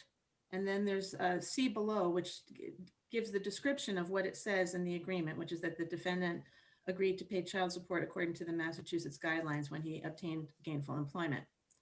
And then in paragraph 4, it says defendant has not obeyed that judgment and he is in arrears of court-ordered support payments. Again, it shouldn't be the case that the defendant can defeat the purpose of this agreement simply by refusing to give his financial information. The court has an obligation to clarify the obligations in the agreement where they aren't clear. Where does it say he's in arrears? Or you're just, 4 of the okay, complaint thank for you. contempt. Yep. Yep, so that box is checked. There's also a box checked that says he refused to disclose his financial information, but I'd argue that that's not the basis for the contempt. It's the failure to pay. But he has basically made it impossible for us to figure out what he needs to pay until we do discovery. We're entitled to that opportunity to do discovery. And I ask that you would remand this to the Probate and Family Court so that we can move forward with the case. Okay, thank you for your argument. Seeing no further questions, we'll hear from Attorney Lambert. Thank you, members of the panel. Michael Lambert on behalf of Yang Zhu. I would first start by saying that this, to me, and to the trial court, clearly is a modification case. This is not a contempt. What the plaintiff is attempting to do here is modify the order. The court dismissed the. Why do you? I mean, she's being she doesn't want to modify as much as enforce it, clarify it. Can the court not do that under a complaint for contempt? My understanding is that the court does have the ability to modify an order at a contempt hearing. I think that in terms of the contempt itself, there are a number of flaws within the order, and that's what the judge had pointed out, that there is not a clear and unequivocal order, that there is no specific command that the defendant is held to or aware of what he is supposed to do under this order. The order is poorly written. But if we were to buy what that argument, then no, we couldn't ever have any kind of agreement about child support in any case ever. Whereas if we just were to tell the parties, assume everybody behaves in good faith, then they would exchange their information and someone would look up at the child support guidelines. Well, yes, and all agreements are like that. And the procedure is a complaint for modification to modify. I guess what she's saying. Why is there a complaint? Why do you need a complaint for modification? Why do you not just exchange financials and then look at the guidelines? Well, there is no requirement in the order to do that. It doesn't say in the order that he has to do that. The order is, this is not, if someone is behaving reasonably, the order is pay what the guidelines tell you to pay. And the only way to figure that out is to exchange information. So why is that hard or impossible or unclear? He gives his information, she gives her information, you pick up a chart that people have put a lot of time and energy into, and you go to the right box. Sure. Well, again, the order does not say that. And I think okay, but you agree the order says pay the guidelines amount, right? Yes. The order says according to the guidelines. In the Right, and within- the way that you would do that would be to look at his income, right? And look at her income. Yeah, well, there are a number of factors in the child support guidelines that could warrant deviation in terms of whether or not bonuses or other things are calculated or accounted. Those would be going up, though. This isn't, I mean, let's assume she would be willing to settle for the basics. You had at least some idea that he should be paying more than what a full-time student. Well, let me back up, actually. Do you agree he was a full-time student at the time of the divorce? I'm not sure, but what's on the record, I believe that he was, but I don't know if that's what's been introduced on the record. I don't know how he was earning income at all at this point in time. That was never brought to the attention of the court during the plaintiff's argument, which I should say she was, and as the judge found in the judge's decision, that after hearing oral argument from both counsel, and obviously the transcript is in the record appendix, parties were afforded the opportunity to make an argument. Just the judge concluded after reviewing the child support provision, and it's on record appendix page 15, record appendix 1, page 15 is the relevant provision of the order, that after reviewing that order, that it was not a clear and unequivocal order. There are other issues in the order that also create some ambiguity within the order. I mean, I think that. Forget about the contempt. Your client agreed to pay the amount calculated with the guidelines. The wife says that he's not doing that. So why can't she ask the court to enforce the agreement? Well, first, I don't know if that's what was specifically pled in the complaint itself. I also argue that on the face of the complaint, that the complaint itself fails because it does not give him proper notice as to what is being heard. You know, he's not giving due process notice as to what's being brought forward. I would say that the complaint itself fails. It just says that he's in arrears. I think the question is we don't know from the face of the complaint what he is paying, if he's not paying. She just says that he's in arrears. For all we know, he's been paying pursuant to the guidelines. We don't know that. That's why we have evidence and a proceeding and discovery to actually figure out whether what's in the complaint is true or not. The complaint doesn't have to prove everything. Yeah. The trial court, sure, I understand, Your Honor. The trial court found that there was no clear order. I mean, that's the issue. It's hard to enforce anything if we don't know what the order says. That's one issue. One issue is whether he's in contempt, but the other issue is whether the agreement should be enforced. So, sure, I understand there are a number of factors, you know, there has to be a willful violation, etc. But it's hard to enforce something if we don't know what to enforce. That's why I believe that the proper case here is a modification. This shall be calculated in the amount in accordance with child support guidelines promulgated by the Court of the Commonwealth of Massachusetts. Why can't we enforce that? Yeah, it says, first of all, if the husband obtains gainful employment, I would question as to whether or not, first of all, what is considered gainful employment, whether or not the husband is gainfully employed when that happened. And then it also refers that he has to pay the higher of a certain sum, and it doesn't reference, we don't know which one it is. It refers to two sums in the agreement, $782.50 or $382.50. Then later on in that same sentence, you continue on, it references section B1. Well, again, sure, you can argue in the enforcement action that he's not gainfully employed and that under this agreement, he actually doesn't have to pay anything. You can argue that. And she can argue that it requires you to pay a certain amount. Why can't we do that? Well, again, I think, first of all, essentially this order is asking for a self-adjusting child support order, which the case law that I see, most of the case laws that deal with self-adjusting orders are on the alimony side of things, and they seem to be discouraged by the courts. The self-adjusting provision calls for the application of the child support guidelines. I would say to you that in and of itself, the guidelines themselves have discretionary factors within them. So it's not as mechanical, I think, as is being presented here. There is discretion within that. I get that, but why don't we do that in an action to enforce this agreement? That's what I don't get. Why don't we just have a hearing to enforce this agreement, determine what it requires, and determine whether he's complying with it or not, just like we normally do? Well, the trial court found that, I mean, I guess if you disagree with that, Your Honor, I mean, that's why we're here, I guess. But the trial court found that they attempted to have that hearing. The trial court found that the order was not unambiguous. It was not an unequivocal order as. The problem with the trial court order is that the trial court judge says you can't modify, and there's no contempt, and doesn't say anything about enforcement. So what do we do with the enforcement side of it? Well, first of all, I would disagree with the notion that she can't modify. She could modify, just not in Massachusetts. She could modify the agreement in a different jurisdiction. So to make this argument that she has no remedy, she does have a remedy. She lives in Pennsylvania. There's under UIFSA, there are interstate laws that deal with child support for parents who live in different states. So under those laws, she has a mechanism. He could have done that too, and maybe he didn't have an obligation to, but then he took a risk that she could come back to Massachusetts and say, just enforce our agreement. Well, she attempted to do that. The court found that the agreement was unable to be enforced because it was not. There's no clear order.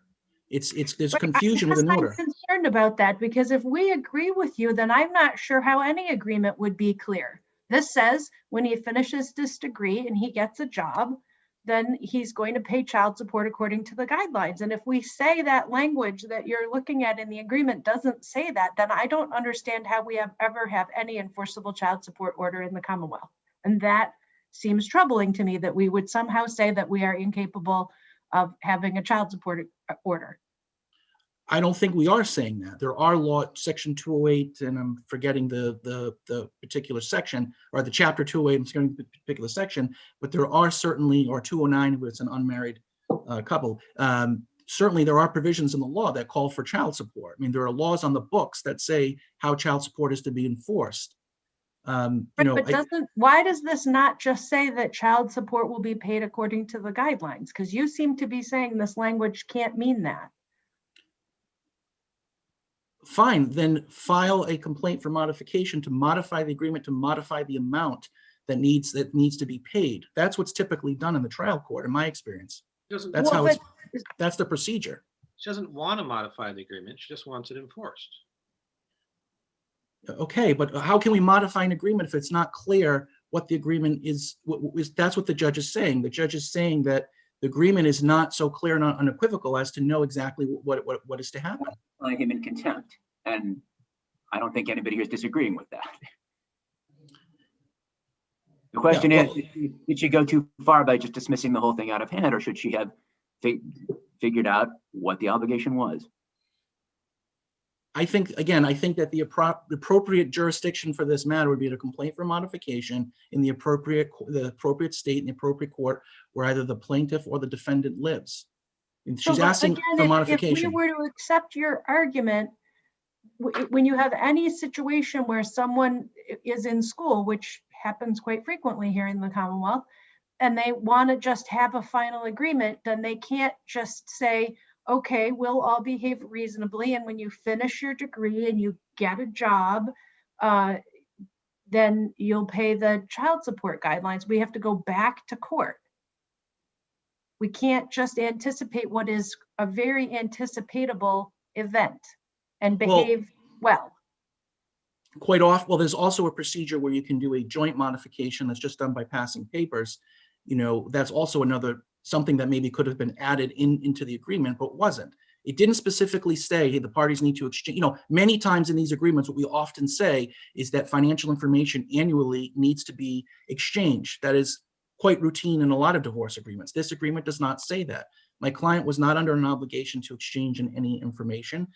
The agreement does not set up that procedure, and that's the problem. That's why the complaint on its face is disjointed and it's not clear what's happening.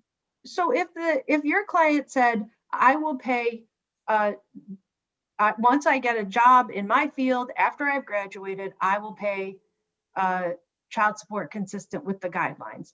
Why is that not inherently an agreement to take the steps that the guidelines require, which is exchanging financial information? Well, maybe he was paying it. Maybe, I don't know. Because this agreement doesn't provide the steps or the mechanism for doing that. It just says according to the guidelines do, don't they? Yes, and then the mechanism for changing the order to enter a new amount is a complaint for modification.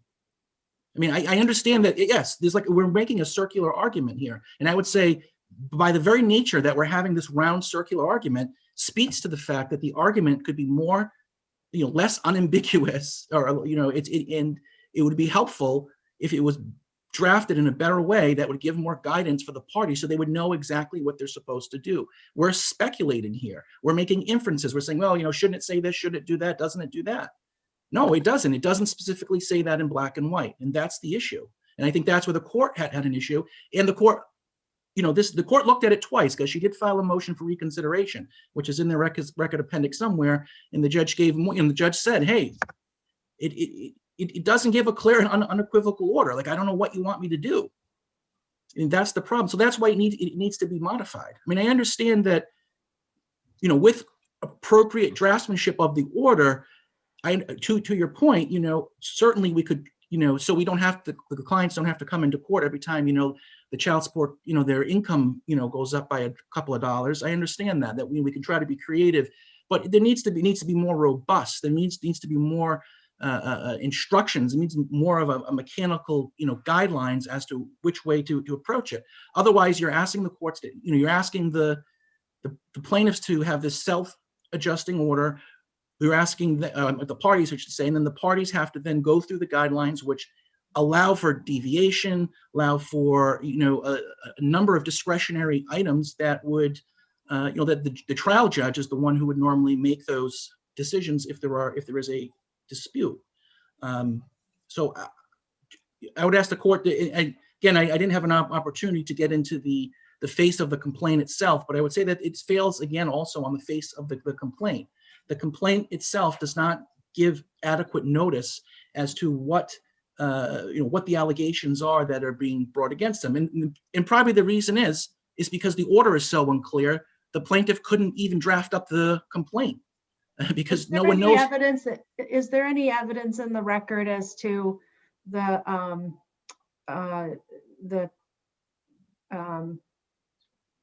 education of the plaintiff? I take it she's a layperson.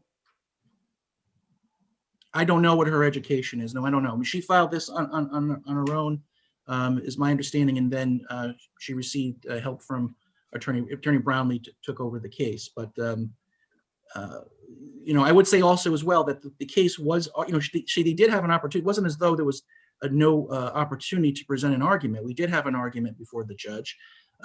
She was represented by Attorney Brownlee at the oral argument, and and then again she filed a motion for reconsideration, where again a second argument was made by her attorney, and the judge again reviewed the record, again reviewed the evidence, and again found that there was there wasn't enough here to there was no clear order. Those again were the judge's findings. So I think the case law states that if two people would differ. Mr. Your time has run up. I think we've if there are no further questions, I think we've got the briefs. I think we understand the case. We'll take it from there. Thank you, Your Honor.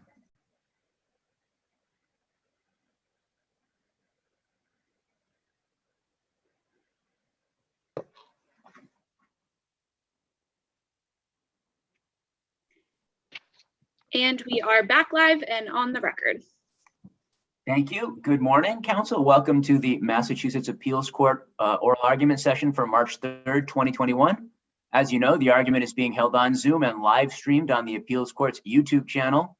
The panel for today is Justice Vicki Henry, Justice Joseph Ditkoff, and myself, Greg Massing. We will follow the same rules and customs as in the physical courtroom, except you may remain seated if you prefer. Once we get going, the session clerk will display the countdown clock where the seal is. Each side has 15 minutes. There's no rebuttal, but here the appellees are splitting their time. You're welcome to use all your time, but there's no penalty for finishing early. And only one advocate will speak at a time. The rest will be muted, but we can still see you, and we want to be able to see you to know that you're still here. But at the same time, please keep your reactions and gestures to a minimum because that can be distracting. The proceeding is being recorded and archived and will be accessible to the public. As you know, this case is impounded, so please Do not refer to the mother by name. Do not refer to the children by name. Let's use descriptions like the subject child, the oldest child, the youngest child, etc. As always, we've read your briefs and we're familiar with the case. For the purposes of Zoom, we have your briefs. They might be on a screen or on a tablet here. And if we look away, I know it looks kind of strange, but it's not that we're not listening to you. It's that we're looking at materials. So please bear with us. And don't worry, though, you have our full attention, even though if we're not looking right at the screen. And with that, I'll call the case, which is, and I'm looking at a different screen, 2020 P654, Department of Children and Families versus Mother. Counsel for Mother, please, and proceed and tell us how to pronounce your name. Thank you, Your Honor. Attorney Dana Schenevert, Your Honor. Good morning. I'm trying to, I cannot see everyone. There we go. There we go. Good morning, everyone. My name is Dana Schenevert. May it please the court, I represent the appellant mother. And just to kind of cut to the chase, this at worst, Your Honors, is a permanent custody case, not a termination case, because the department's plan, as approved by the court, does not further the child's best needs. That was an error or an abuse of discretion on the side of the court. DCF has argued in its brief that nothing in this record suggests that the judge gave undue weight to DCF's plan, to any one plan, but Mother disagrees. There are 3 findings and the court's own comments that indicate that the court made clearly erroneous findings, that she ignored material evidence of the child's ability to be adopted by a relative. So, for example, finding 318, she indicates that the child's aunt, Ruth, was separated from her husband, which is irrelevant to how well she can take care of the child. But then at the same time, she ignored the evidence that Aunt Ruth does have support in the house in the way of her boyfriend, Kevin, who DCF itself had cleared to be around the children who were already existing in Miss Ruth's home or living in Miss Ruth's home. Now, another erroneous finding, or a finding at least that should not be given deference, is finding 321, where the court found that Aunt Ruth had not been fully informed of the child's condition. And Mother posits that the only reason that Aunt Ruth was not fully informed was because DCF never informed her. She came forward in plenty of time for DCF to have held a disclosure meeting with her. And at the time of trial, the only reason that Aunt Ruth had not been informed was because DCF had not had that meeting with her. And this prejudiced not only Mother's position, but the child's best interest, in that this is why the judge, part of the reason why the judge ruled out Aunt Ruth and also on Eileen. Before we, counsel, could we just say first aunt, second aunt, or something like that, and not use the names? Sure. So we'll say Aunt Ruth is Aunt 1, and the other one is Aunt 2. Yes. So Aunt 1. And it was prejudicial to both Mom's position as to Aunt 1 and Aunt 2, because the court ruled them out, because not only were the home study had not been done, which DCF did not do, and they were not fully informed, as DCF had not held disclosure meetings with either of these aunts. DCF on page 47 of their brief says that, Mother faults, should be focused on the child's best interest, right, and not on DCF's failures in this regard. But Mother's position is that these steps that DCF failed to take to pursue those permanency options that she had offered, that they failed to further the child's best interest by failing to take these steps. Meanwhile, they tried to. What's the department's responsibility if mother or parent puts forward an option and the department, for whatever reason, decides that person's not really a viable option? Does the department have to go through certain steps anyway, Or can the department just decide, we don't think that's a viable option and not have to make these disclosures? Well, in response to that, I would say that if that is the case, DCF should call a spade a spade. They never said that. I mean, according to them, in the social worker's testimony, they indicated there was nothing ever to rule out. There was no criteria by which to rule out these aunts who wanted to come forth and be a permanency option for the child. In DCF's briefs, they falsely assert that neither one of the aunts were an adoptive resource, and that's simply not true. Aunt one said in the transcript during her testimony, let's see, what page is that? I have the site here, but she said she testified at trial that if it came down to it, she would be happy to adopt her niece, right? DCF falsely states that was not the case in their brief. And again, the court's own comments on the transcript on page 509, that the child does not seem to be adoptable. That's a blatant disregard of testimony of the aunt and record evidence that indicates that this child is adoptable, and she is adoptable by her family who were ready, willing, and able to take her on at the time of trial, even though the child was unstable. She was in the placement and had been in that residential placement for months. First, what's the regulation that requires a disclosure meeting? I would have to follow up with you with that, Justice Ditkoff, to come up with the specific rules or regulation. So why isn't it reasonable to reject Aunt One when she says that she will let the mother babysit the child, considering the violence that the mother has inflicted on the child in the past? And the violence we're talking about the violence that the alleged violence that brought the case into care, or right, the violence that she was convicted by a jury of doing. Sure. And mother had a position on that as well. And so to address your question, Justice Ditkoff, I'd like to address the violence first. The child, and everybody agreed that the child, when she was interviewed, said that never happened. The older daughter who was present at the time said that didn't happen. And it is unrefuted that the trial or the jury in that jury trial did not have the evidence of the same interview to consider during the deliberations, after which they convicted her. So, while there is a conviction, I think that as officers of the court and those who are very experienced in the legal, in the criminal law, we know that people can be wrongly convicted. And mother posits that that the court should have considered this, that, given that critical piece of evidence in which that child was interviewed and said that mommy didn't do it, and nobody has ever hurt me, that did not go before the jury, and they convicted her. I think that should have been taken into consideration in the balance. Now, as for, on one's judgment, she knows mother, and she has children in her home, and DCF has approved her as a caregiver for the children in her home.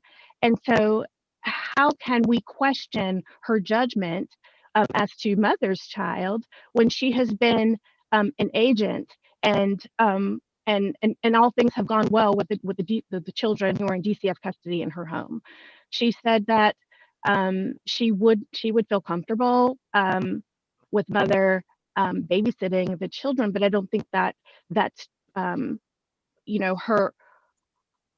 her primary concern, and she expressed this at trial, was that that the child be safe with family. And there's nothing in the record to indicate that she would not, even in the wake of supervised visits, protect that child's best interest.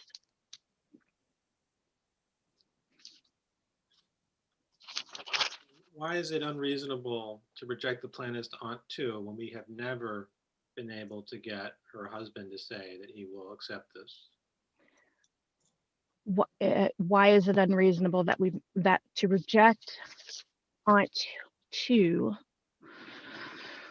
I would say that if that rejection were based upon his failure to appear at trial to testify, to get firsthand testimony that he was on board, I would say that that is unreasonable and that is unfair when we don't require DCF's preference to come to court and affirm that she is willing to commit and take on responsibility for the child, especially in the wake of evidence. If we want to look at Aunt 2's husband and any alleged uncertainties, we should also look to DCF's options, and those uncertainties that are not alleged, they are clear on the record. When the DCF's own social worker testified at trial that family was no longer an option for adoption for this child.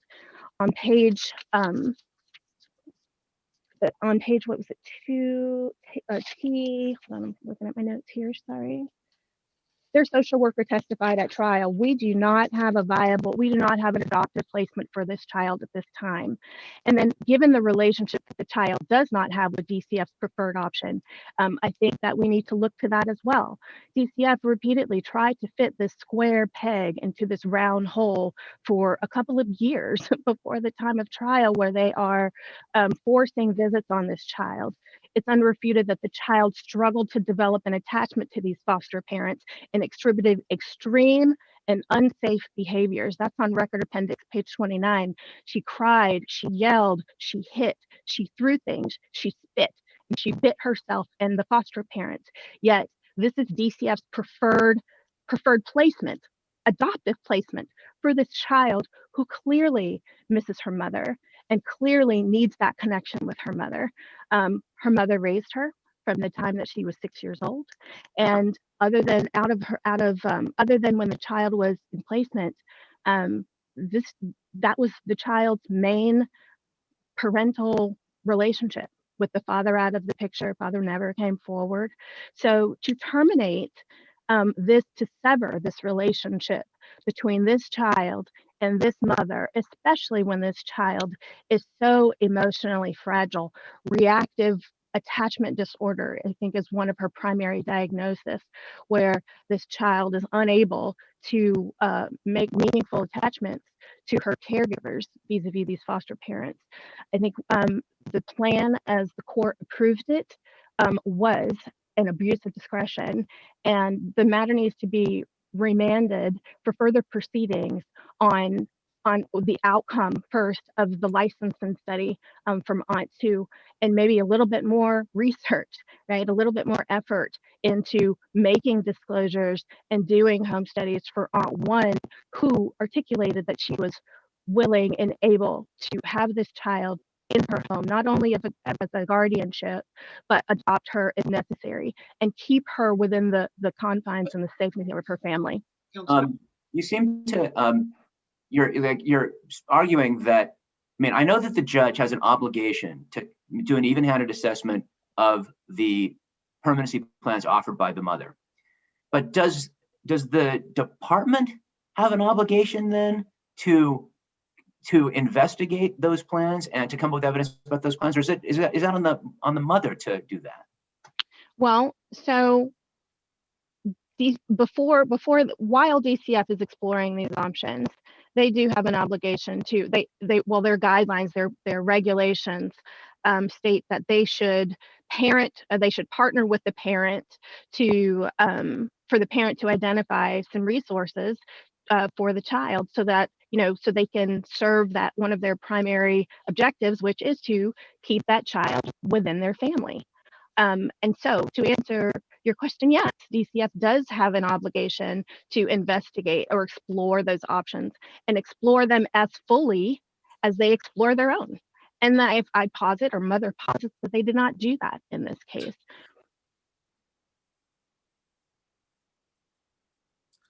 Counselor, even if we find that the plan shouldn't have been approved, why wouldn't we be able to still affirm the termination? Because there is case law, which I can include in my letter to Your Honor when I explain the disclosure or look up the disclosure information. There's case law that says that, and I think actually Child's Counsel quoted it in his brief. I have one without page numbers here, but it says termination of parental, oh, it's adoption of Hannah. This is a Mass Appellate Court case from 1993, but this is not a new concept here, right? That it says termination of parental rights is an extreme step, and in order to support the entry of such a harsh and irrevocable decree, DCF must introduce evidence that its plan for a child meets the best interests. There's additional law, right, that says that basically there must be a plan before there's a termination. And where there is no plan, inversely, there should not be a termination. Council, what about Varick, where we affirmed the termination but rejected the plan? That was an outlier, Justice Ditkoff, and which we don't have. You know, we've had Varick, but then we've also had several other of this court's decisions that hold the opposite, that those termination decrees were vacated because there was not an adequate plan and for various other reasons that exist here. Mother is not saying that DCF's plan is not clear and not detailed, but what Mother is saying is that it does not further this child's best interest because of the resource that they have identified, and because Mother has put forth to other guardians or placements that would serve the child's best interest, not only from an social emotional perspective, but also, you know, keeping this child within her natural biological family and increasing the probability that she's going to be able to maintain a relationship with this parent, that the only parent that she's ever known, that she is obviously clearly securely bonded to. All right, well, thank you very much. Your time's expired. We'll hear from the department first and then from the counsel for the child. Thank you, Your Honors. Thank you. Good morning, and may it please the court. Jared Cohen on behalf of the Department of Children and Families. I'm asking this court to affirm the lower court's judgment terminating the mother's parental rights because there was no clear error in the juvenile court's determination of mother's unfitness to parent this child. And the judge did not abuse her discretion in making her subsequent rulings according to the child's best interest. So I'd like to start with the issue of fitness, and then rather quickly I will get to the adoption and permanency plan, and certainly I will address the court's questions on any of the issues as they arise. But to the last thing that we were talking about, what's the department's position on whether you can terminate parental rights but still remand back for further proceedings on the placement?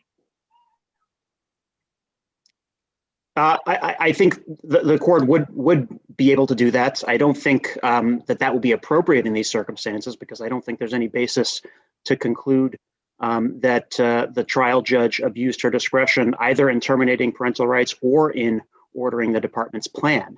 And since Your Honor addresses that issue, just on the issue of the plan, Justice Ditkoff asked about the court's decision in Varick. I think that was a case where the plan being discussed was far less detailed than what we have here. It was a situation where the plan was essentially, the goal was adoption, the goal was some permanency through adoption, and the child had a number of issues that needed to be addressed. But there was a gap. There was a missing gap there as to what's the type of home or what's the type of long-term plan that will achieve some permanency for the child. In Varick, the court cited adoption of Stewart, a case where the plan was deemed insufficient because there was no written plan whatsoever, and the adoption social worker was unable to testify as to a specific plan meeting the individualized needs of the child. But here we have both. We have both a written plan by the department, which was submitted to the court on the record, and you can find that in Exhibit Volume Number 1, pages 93 through 96. Counselor, all that written plan says is an appropriate waiting adoptive family. I think there's more detail in that plan, Your Honor. As the social worker testified to, the issue was that there was no adoptive resource ready to be utilized at that time. There were several candidates. There were at least 3 identified candidates as adoptive resources. There was the child's maternal aunt in Texas, who had previously been an adoptive resource and served as a guardian for the child's older sister for 6 years. There was also the social worker and the plan explicitly envisioned one of the mother's proposed guardians as being an option in the future. So contrary to counsel's argument, the mother's proposed guardians were not definitively rejected. They were not considered appropriate by the department at that time for reasons that you raised, Justice Ditkoff, but they were not permanently rejected. They were considered as potential adoptive resources in the future. And the third potential adoptive resource in the future was the child's foster family, who the child had lived with for a significant period of time post-removal, and who the child had a long-standing relationship with as one of the parents in that home had been the child's teacher at school, who she'd known for years. So those were three adoptive resources, but I think all of the parties agreed, and the social worker testified in detail that the child was not ready for adoption at that time. So none of the potential adoptive resources were appropriate to be considered at that time. That doesn't mean that there wasn't an adoption plan. And Counsel, I'm sorry. Do you agree with Attorney Genevert that the department had an obligation to pursue kinship placement options? I don't know that they had an obligation to, but the fact is that they did. On this record, 2 of the 3 adoptive resources that the social worker testified to and DCF's plan explicitly outlined were familial relations. They were the maternal aunt in Texas and the maternal aunt in Massachusetts. I think the third maternal aunt, who was aunt number, I believe, 1, was not explicitly considered by DCF at this point, as Justice Ditkoff mentioned earlier. Although the court credited her testimony and credited her good intentions, her testimony was that she was so uninformed about the struggles and the issues facing this child, she didn't even know why she had been removed from mother's care in March 2016. She was unaware of that incident of very serious physical abuse that the mother was convicted for. And aunt number 1 saw no problem with allowing mother to continue to be in the home with the child, being totally unaware of those issues. Aunt number 2. So counsel, who has an obligation to tell her of those issues? I mean, the department is charged with trying to find a good placement for her. And if the department, I mean, Mother's Counsel makes the point that the department had approved Aunt 1 for other children. So the department was open to her as a concept, but they didn't seem to be pursuing this. Well, that may be the case, Your Honor. You know, we have a situation where there's a number of future adoptive resources in play.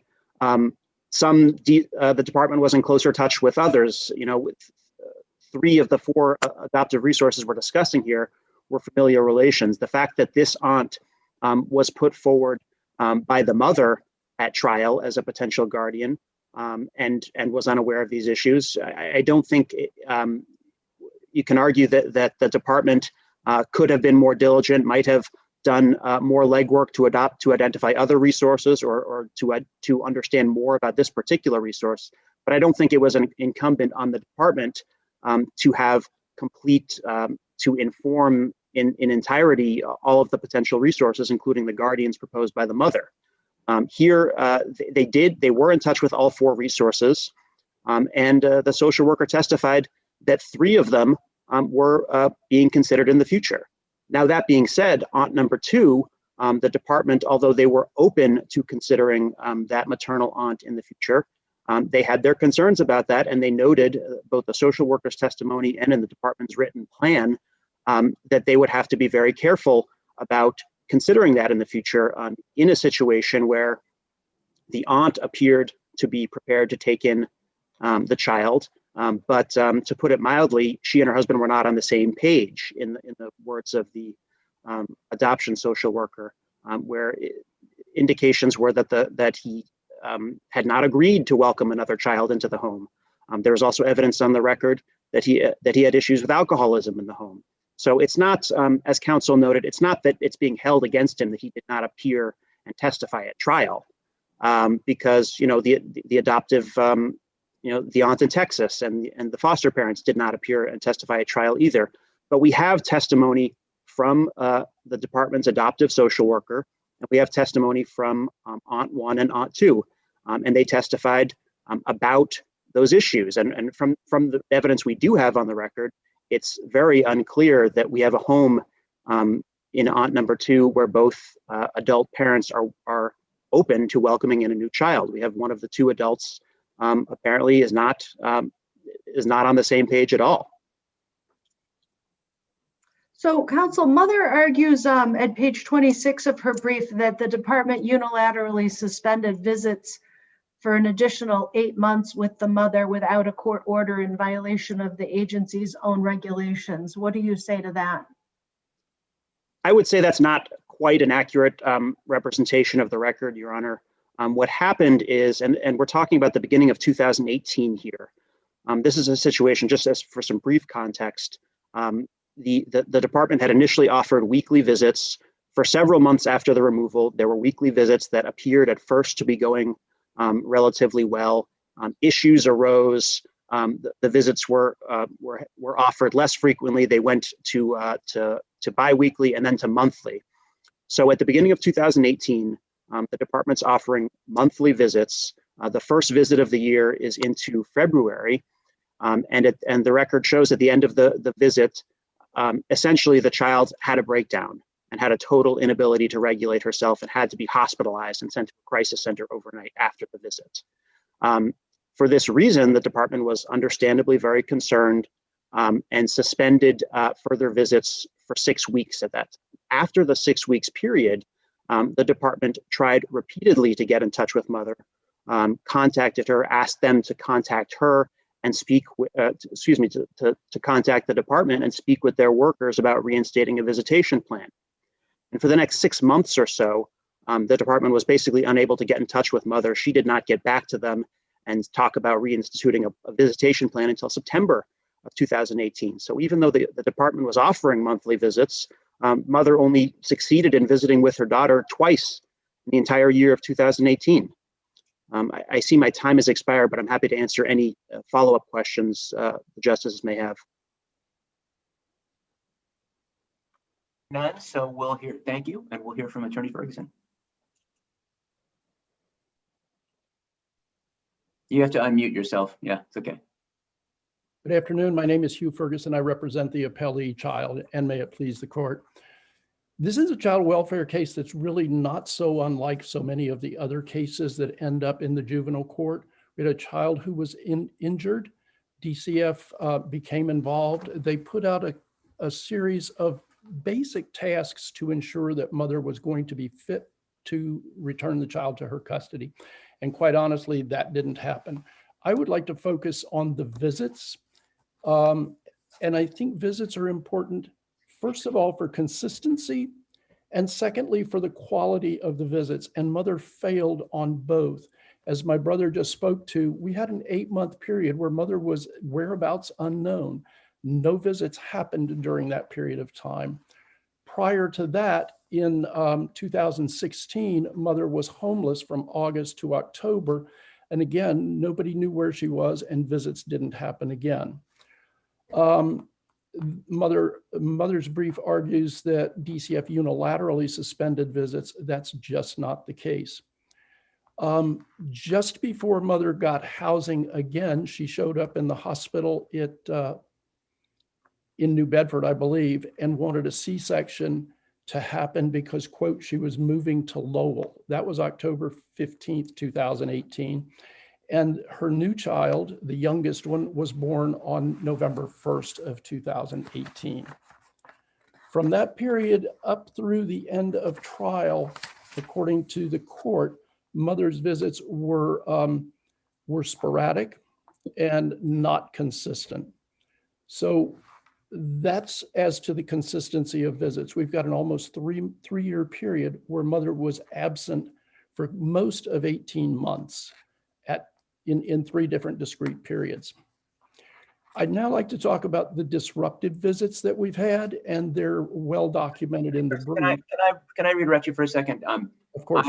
understand why you're on the red brief side with respect to parental fitness, but I'm sort of, I don't know, surprised that you're not on the mother's side with respect to the permanency plans. What is the child's position on the permanency plans?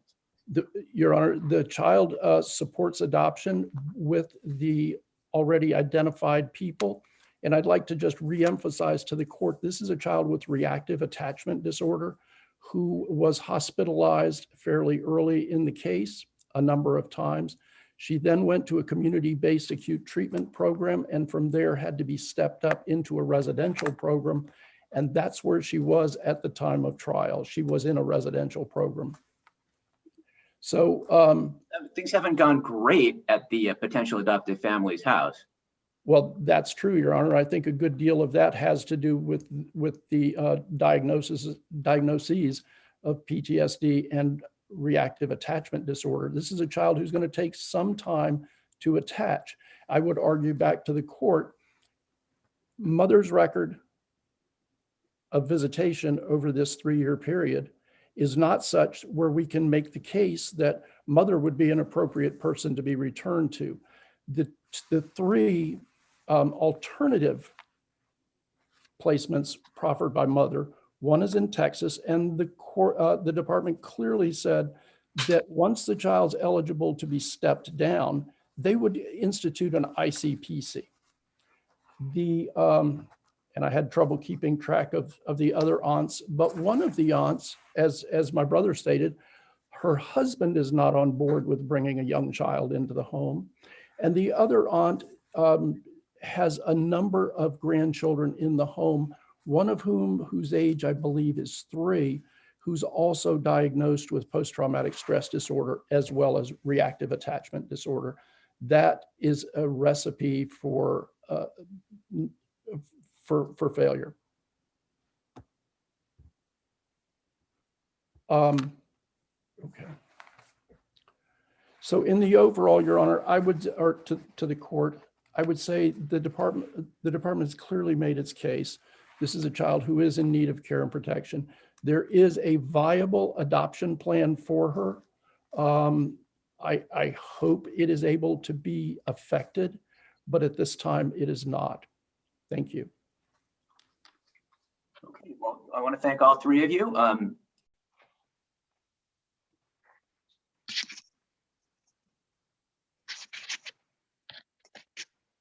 And we are back live and on the record. Thank you. So good afternoon, counsel, and welcome to the Massachusetts Appeals Court oral argument session for March 3rd, 2021. As you know, this argument is being conducted on Zoom and it's being live streamed simultaneously or nearly simultaneously on our YouTube channel. The panel is Justice Vicki Henry, Justice Joseph Ditkoff, and myself, Greg Massing. We will follow the same rules and customs as in the physical courtroom, except you may remain seated if you prefer. Once we get going, the session clerk will display a countdown clock where the seal is. Each side gets 15 minutes and there's no rebuttal. You're welcome to use all your time, but there's no penalty for finishing early. And only one advocate will be able to speak at a time. The other will be muted, but please stay on the video so we can know you're still here. And at the same time, because we can see you, please keep reactions and gestures and head shakings to a minimum because that can be very distracting. The proceeding is being recorded and archived and is now and will be accessible to the public. As always, we've read your briefs and we're familiar with the case. In fact, we have your briefs and record materials on before us, whether on paper or on another screen or on a tablet. And so sometimes we will be looking away from the camera, and that's because we're not that we're not paying attention to you, but we're looking at the case materials. So please bear with us. With that, I'll call the case, which is Robbins versus Kemp, 2020 P323.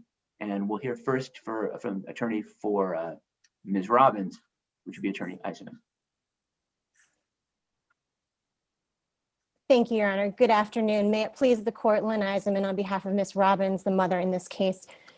Your Honor's mother is asking that you vacate so much of the judgment which modifies the prior child support order from 2013, but that you affirm the remaining parts of the judgment which the father takes issue with in his cross appeal.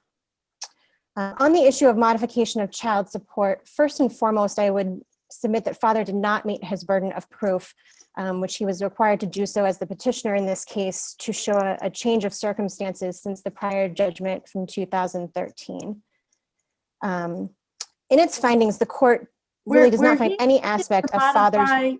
Counsel, where he's seeking to modify child support, does he have to show a change in circumstance, or does he just need to show an inconsistency with the guidelines? So, Your Honor, in this case, because the combined income is over $250,000 per year, he would have to show a material change of circumstances. Under Morales, the inconsistency standard does not apply when the income is over $250,000 per year. So it is the change of circumstances standard. Why isn't the reduction in extracurricular activities by itself a change in circumstances? Well, I would say that although there was a reduction, it was not significant. And when I laid out the math in my brief, but really given the totality of the circumstances, I think it was about a $700 per year difference of, multiple thousands of dollars over the course of the year. And he had already been ordered to contribute. I mean, those extracurriculars did not go away in their entirety. So there was still an expense that was incurred. The other piece is that is part and parcel of the underlying order. And that goes back to the credibility or lack of credibility of the income that father reported on his financial statement. So the judge was clear in her findings. Counsel, I want to pause you when you say it's part and parcel. That's something I was confused about.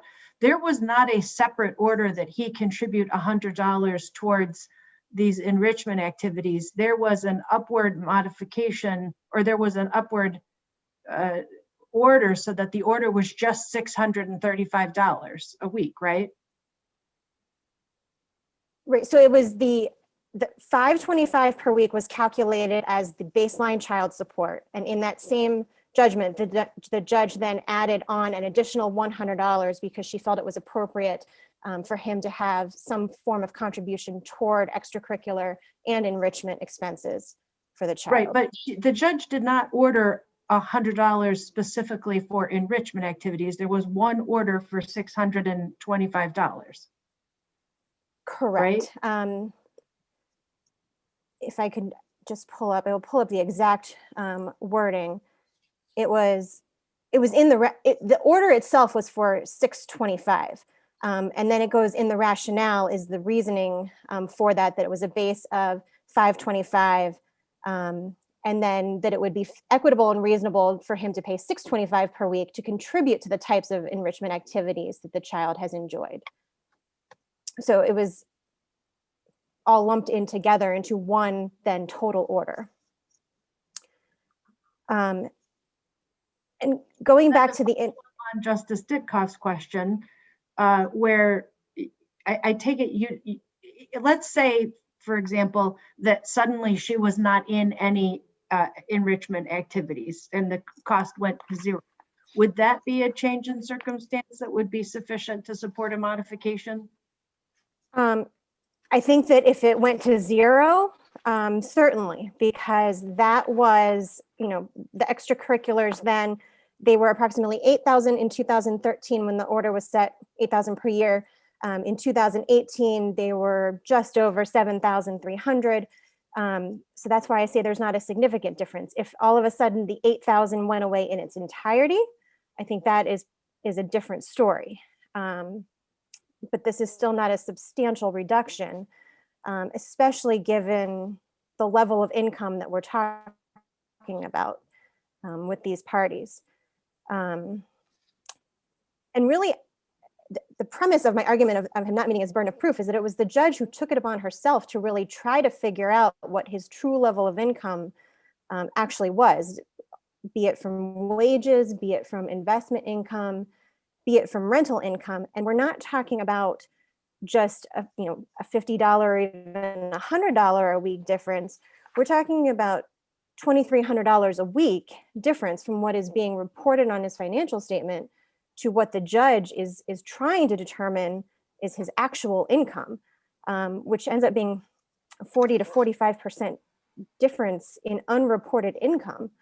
And that's why I say when it's his burden, he's not showing what his true income was, and the judge really had to try to recreate it. And so I would suggest that when he doesn't meet the burden, there should be no change to the order. So just to be clear though, you agree this is governed by Chapter 209C, Section 20, right? Because yes. Okay. And that standard is a little bit different. I mean, it says substantial change in circumstances. You were using material. Correct. Right? Yes.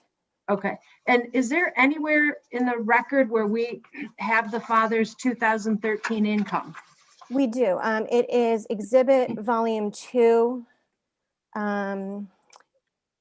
page 36, is the financial statement from April of 2013, which is the financial statement at the time of that trial leading up to the 2013 judgment. Okay, and so what we have here is the judge finding that to the extent there was a change, it was that he was making substantially more money. Right. So she said there's two pieces to it. One is that what was reported in 2013 was substantially underreported, a difference of about $2,300 a week.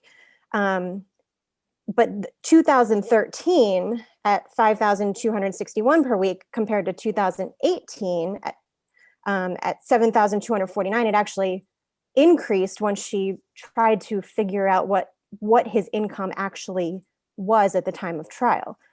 So the income actually goes up from what he reported to what the judge figured his income should be in 2018.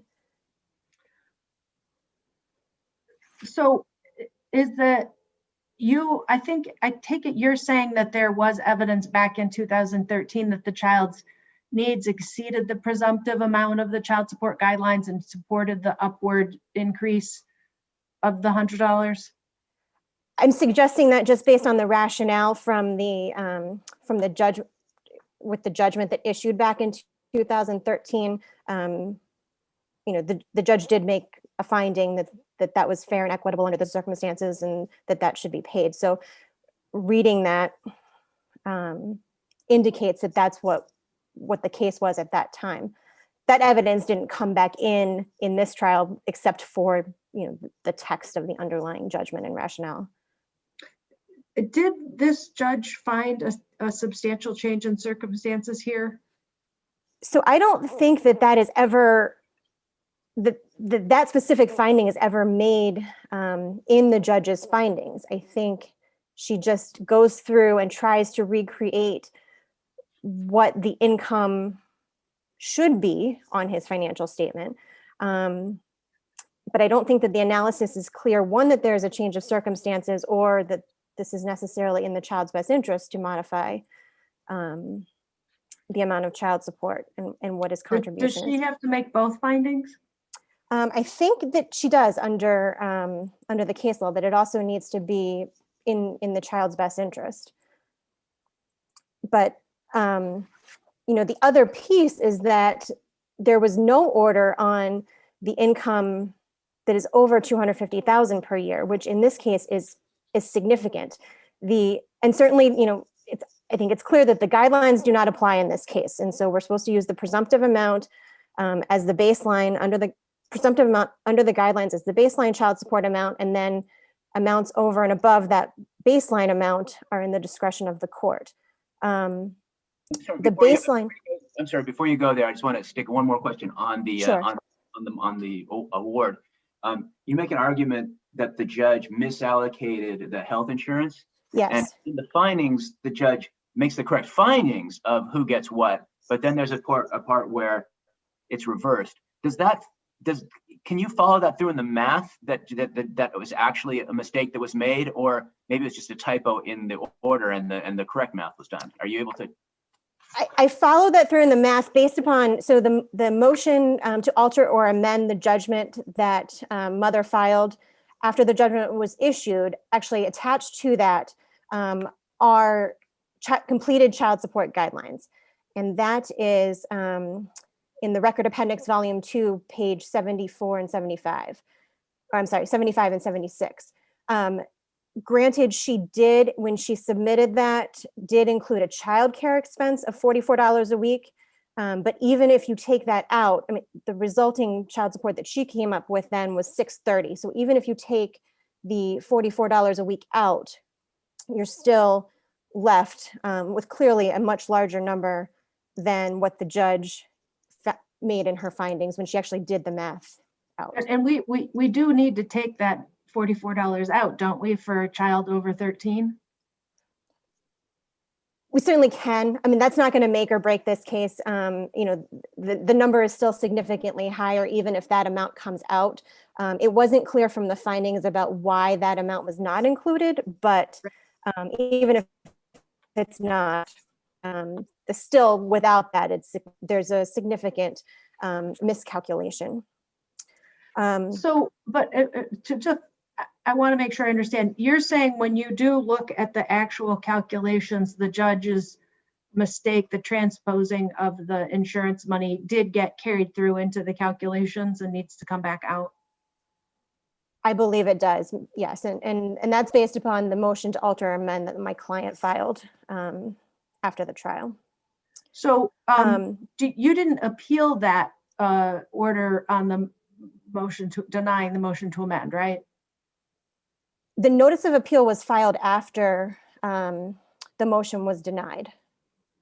And what is the notice of appeal cover? What I'm really trying to understand is whether you think you're making an argument based on that, or if you're just your appeal is to the original judgment, the modification. So the notice of appeal does say from the judgment entered on August 12th. But I think that still the math doesn't change. So I think still there's the issue of the miscalculation. And if I could go back just briefly to that there should have been an order on the income over 250,000. That baseline calculation of just 250,000 utilizes less than 50% of the party's combined income. So these are, substantial incomes that are at play. Father earns approximately 70%, mother earns approximately 30%. I would submit that something should have been ordered. If we look at the guidelines, even the top income bracket under the guidelines, the lowest marginal rate of child support ordered is 11%. And that's based upon the guidelines worksheet at the very bottom of page 2. And so, to order nothing on such a substantial amount of income over 250,000, I would submit, doesn't give the child the benefit of the higher standard of living of the payor. So and it's not income equalization. He's going to argue when it's his turn about MC versus TK, and he's going to say that I'm actually supporting the child myself. And even if we don't agree with that, isn't that also an argument why there shouldn't be payment above the child support amount?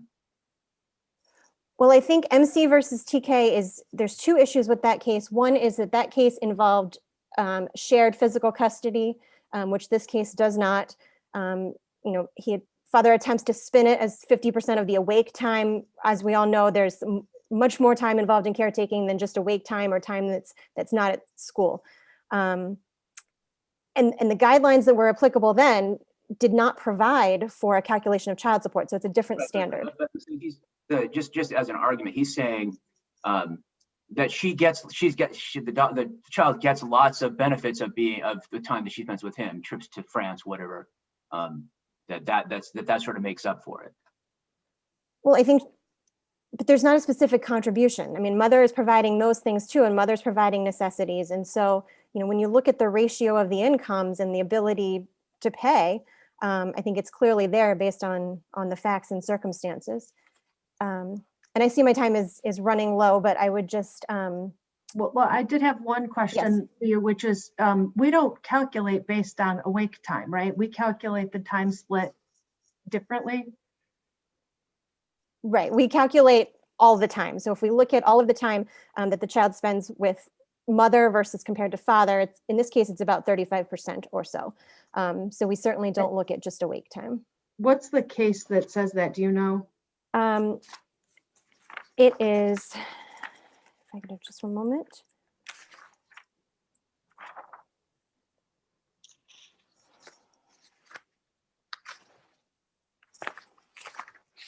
It's Katzman v. Healy. It's 77 Mass Appeals Court 589, 2010. All right, and I took away your 30 seconds to wrap up. That's okay. I was just going to say if the panel has no further questions, I would rest on my brief and my response brief to father's brief. Okay, seeing none, thank you very much. Thank you. And we'll hear from Attorney Kemp. Well, I'm sorry, you have to unmute yourself.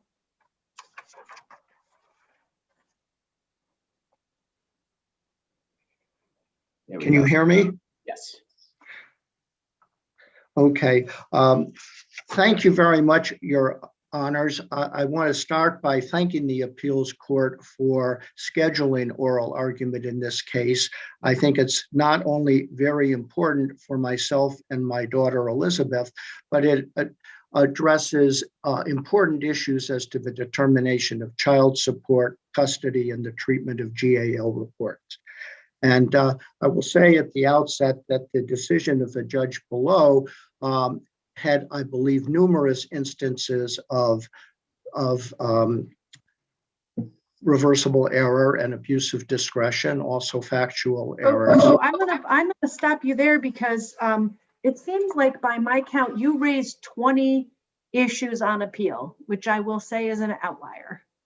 So are you pressing all of those issues, or I mean, because you don't state any standard of review for any of them, you've really sort of just thrown a lot of things at us. Well, I am emphasizing the most important ones, Your Honor. And the standard of review is I believe I did state it in at least in my reply brief, and I don't think it's controversial that if the reviewing court on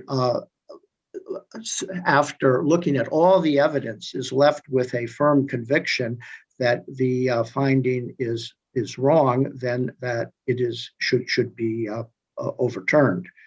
But I'm especially emphasizing the determination of child support, one, that under MCVK there and the enormous income that this mother has, there should not be any. And then I have at least 7 instances where the guidelines were applied inappropriately, which I respectfully submit was an abuse of discretion. And I also have issues. The GAL report absolutely should not have been relied on. The GAL was not present for cross-examination. The mother did not call her under Gilmore. I guess I don't understand what the prejudice was to you. Were you thinking there should have been a change in the quantity of time? I thought that the parenting plan should be changed. Yes, Your Honor. And I proposed 2 or at least 1 additional weeknights. And I also proposed primary physical custody, which I believe was the evidence showed overwhelmingly in the best interests of the child. You already have 50% of the child's waking time. Why should you get additional nights? Well, that is certainly a fair question. The problem is that flows out of vacations and that I have the 5th weekend of the month. But under the parenting plan, I have only 1 of 4 weeknights. And it's very important in my view that I be able to teach my child and have regular interactions. And so I feel that there should be at least 1, preferably 2 more weeknights. But I didn't propose a change in vacations or weekends. So I don't understand why your challenge with GAL's admission, why you couldn't have called her to cross-examine. I suppose that I could have called her, but I made clear I was not going to. She wasn't listed in my pretrial memorandum. And because the report was so egregiously biased, egregiously inaccurate, I had no interest in putting her forward. In fact, if it was up to the mother to do that if she wanted reliance. That's set forth, I believe, in the holding of the jury law case of the appeals course cited in my brief. And the mother could have, but she didn't, and no arrangements were made. And I would emphasize, Your Honors, that I prepared a very detailed, in-depth rebuttal of the GAL report, and I offered that as an exhibit, and the judge wouldn't accept it. She would not even mark it for identification. So it wouldn't be in the record, so that if there was an appeal, which of course there is, that the court could review it. That was reversible error. Why was that admissible? I believe it was admissible under Gilmore v. Gilmore, which specifically provides that parties must have the opportunity to rebut the GAL report. And it says, including cross-examination, which is, I believe, not limited to cross-examination. And a written rebuttal, I believe, squarely falls within the authority of that case.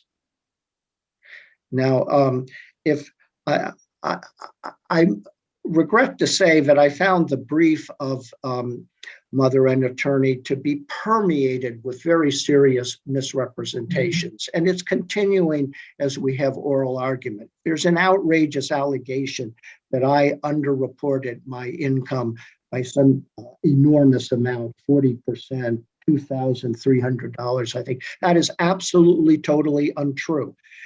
I was criticized in her brief for allegedly not disclosing my full salary. Totally wrong. It's disclosed to the dollar on the first page and in my notes, where I explained that I included everything, no deduction for taxes, etc., except my retirement plan contribution, which I quantified and said it's $24,500. And I said I did that because it shouldn't be included in income. I have to fund my own retirement. And especially in this case, Your Honors, because the mother has an extraordinarily valuable, fully vested pension plan, which is expected to pay her a high proportion of her salary for every year from retirement till death, up to 80% of salary. It increases in value every year with additional years of service. She gets a raise every year, so that raises the value.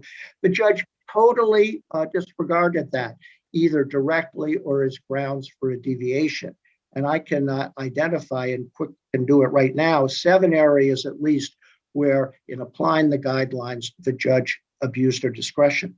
But if I may, and there's So no... I want to go back to the ordering you to pay the GAL costs. What's the standard of review for that? I believe it's abuse of discretion. And thank you, Your Honor, for pointing to that. That was extremely unfair and improper. It was a very large amount, $9,400, very high for a GAL, and this one didn't have good credentials and in fact did a very bad job. But ironically, the probate provisions, the rules that mother herself cited in her reply brief, mandate that in determining allocation of the GAL fee, that the judge look at the financial resources of each party. And it says it's mandatory. And the judge failed to do that. And even though mother has a corporate compensation package, which is actually worth more than the father's, and she didn't dispute that, the judge decided... Sir, you contend the judge improperly made you delete portions of your financial statement that she ruled were hearsay, but you got to testify. So even if there was error in that, how was it prejudicial? Your Honor, first, I believe that there was no reasonable basis to not to admit my notes based on an allegation that were hearsay, because I was right there in the trial available for cross-examination. And as far as testifying to all those notes, that would have been very difficult because there was a lot to cover, and I had been given very little time by the judge for my entire testimony. I did cover some of it. And For example, the judge made a serious error on my rental income. She said that my rental income should be $10,400 a year, but the notes from the earlier financial statements, which were in the record, as well as the current notes, showed that over 8 years, my average income on the same 2 rental properties was actually a loss of $1,800 per year. The judge totally disregarded that, and she picked a high. So, sir, I understand you disagree on some of the particulars, but on the big picture finding that your income had gone up in the intervening 5 years, I'm not sure you disagree with that big picture concept. Your Honor, I respectfully do. I submitted all my W-2 forms, full disclosure, of course, right through 2017. And they show that in the most recent years, my reported income, wages, tips, other comp, that category had actually declined by close to $100,000 from several years before. The figures are in my brief, they're in the record, and there's no question of that. Now, it's true that my Social Security benefit came into play. That's another one of several major material changes in circumstances. That started in February of 2017, well after the last judgment. And under Rosenberg v. Merida, it is required that in order to have the credit against child support from the Social Security benefit, a complaint for modification must be pursued. And I did that. And if Mother had her way, that I wouldn't have been able, she says there were no material changes to justify the complaint for modification. Totally wrong, totally wrong. And it would have precluded me from having that credit, which the judge properly awarded, and Mother herself didn't even oppose. And there were many other changes in circumstances. Mother's income went up substantially. Her income from interest and dividends tripled, actually up 300%. She had gotten stock options, thousands of them since the last judgment. And my income, while I got the Social Security benefit, and my income as shown by the W-2s, had not been going up. And in fact, the mother's compensation package, and she didn't disagree, is worth even more than mine. The value of her pension went up. So the mother argues that the court reversed the parties' respective insurance costs, giving you the credit for $83 per week in medical insurance and $13 for dental and vision, and giving her credit for $31, and it really was the opposite.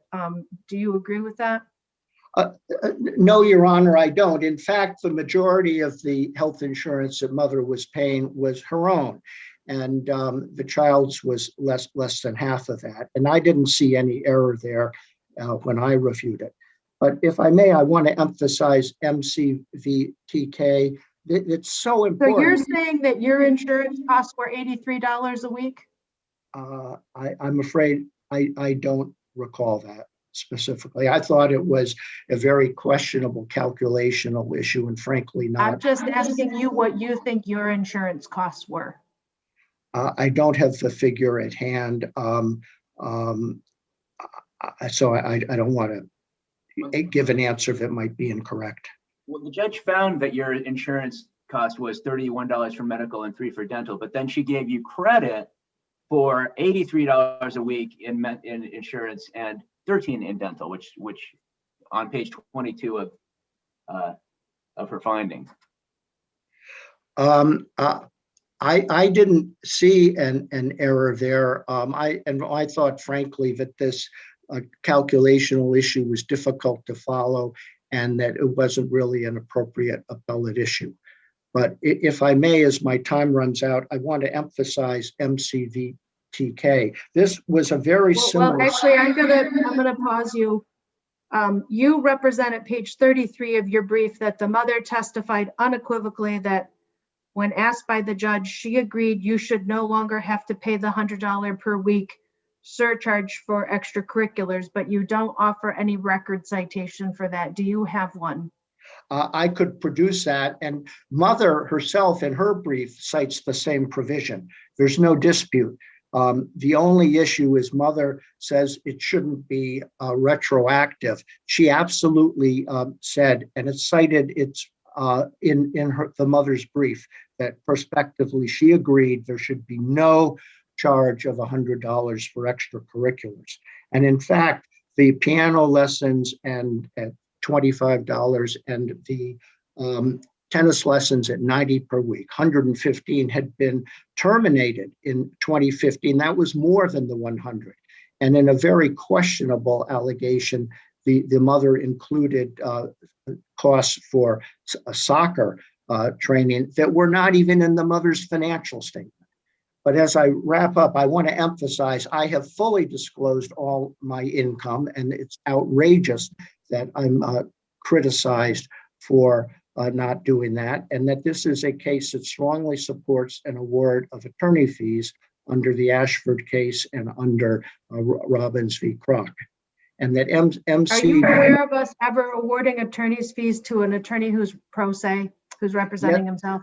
Yes, indeed. That's in my reply brief. It's covered at length in the opinion in Robbins v. Kroc, where with extensive analysis, the appeals court said that a pro se party was absolutely entitled to attorney fees. And I quoted that at some length. The Mother had not revealed that. But if I may, in conclusion, MCVK versus TK is control. We've got your brief on that. Time is up. That's a new topic. So I think I have to cut you off there. Yes, Your Honor. So thank you. We've read the reason. We'll read it again. So thank you both for that. That's the end of our session for today. So I want to thank Clerk Barry and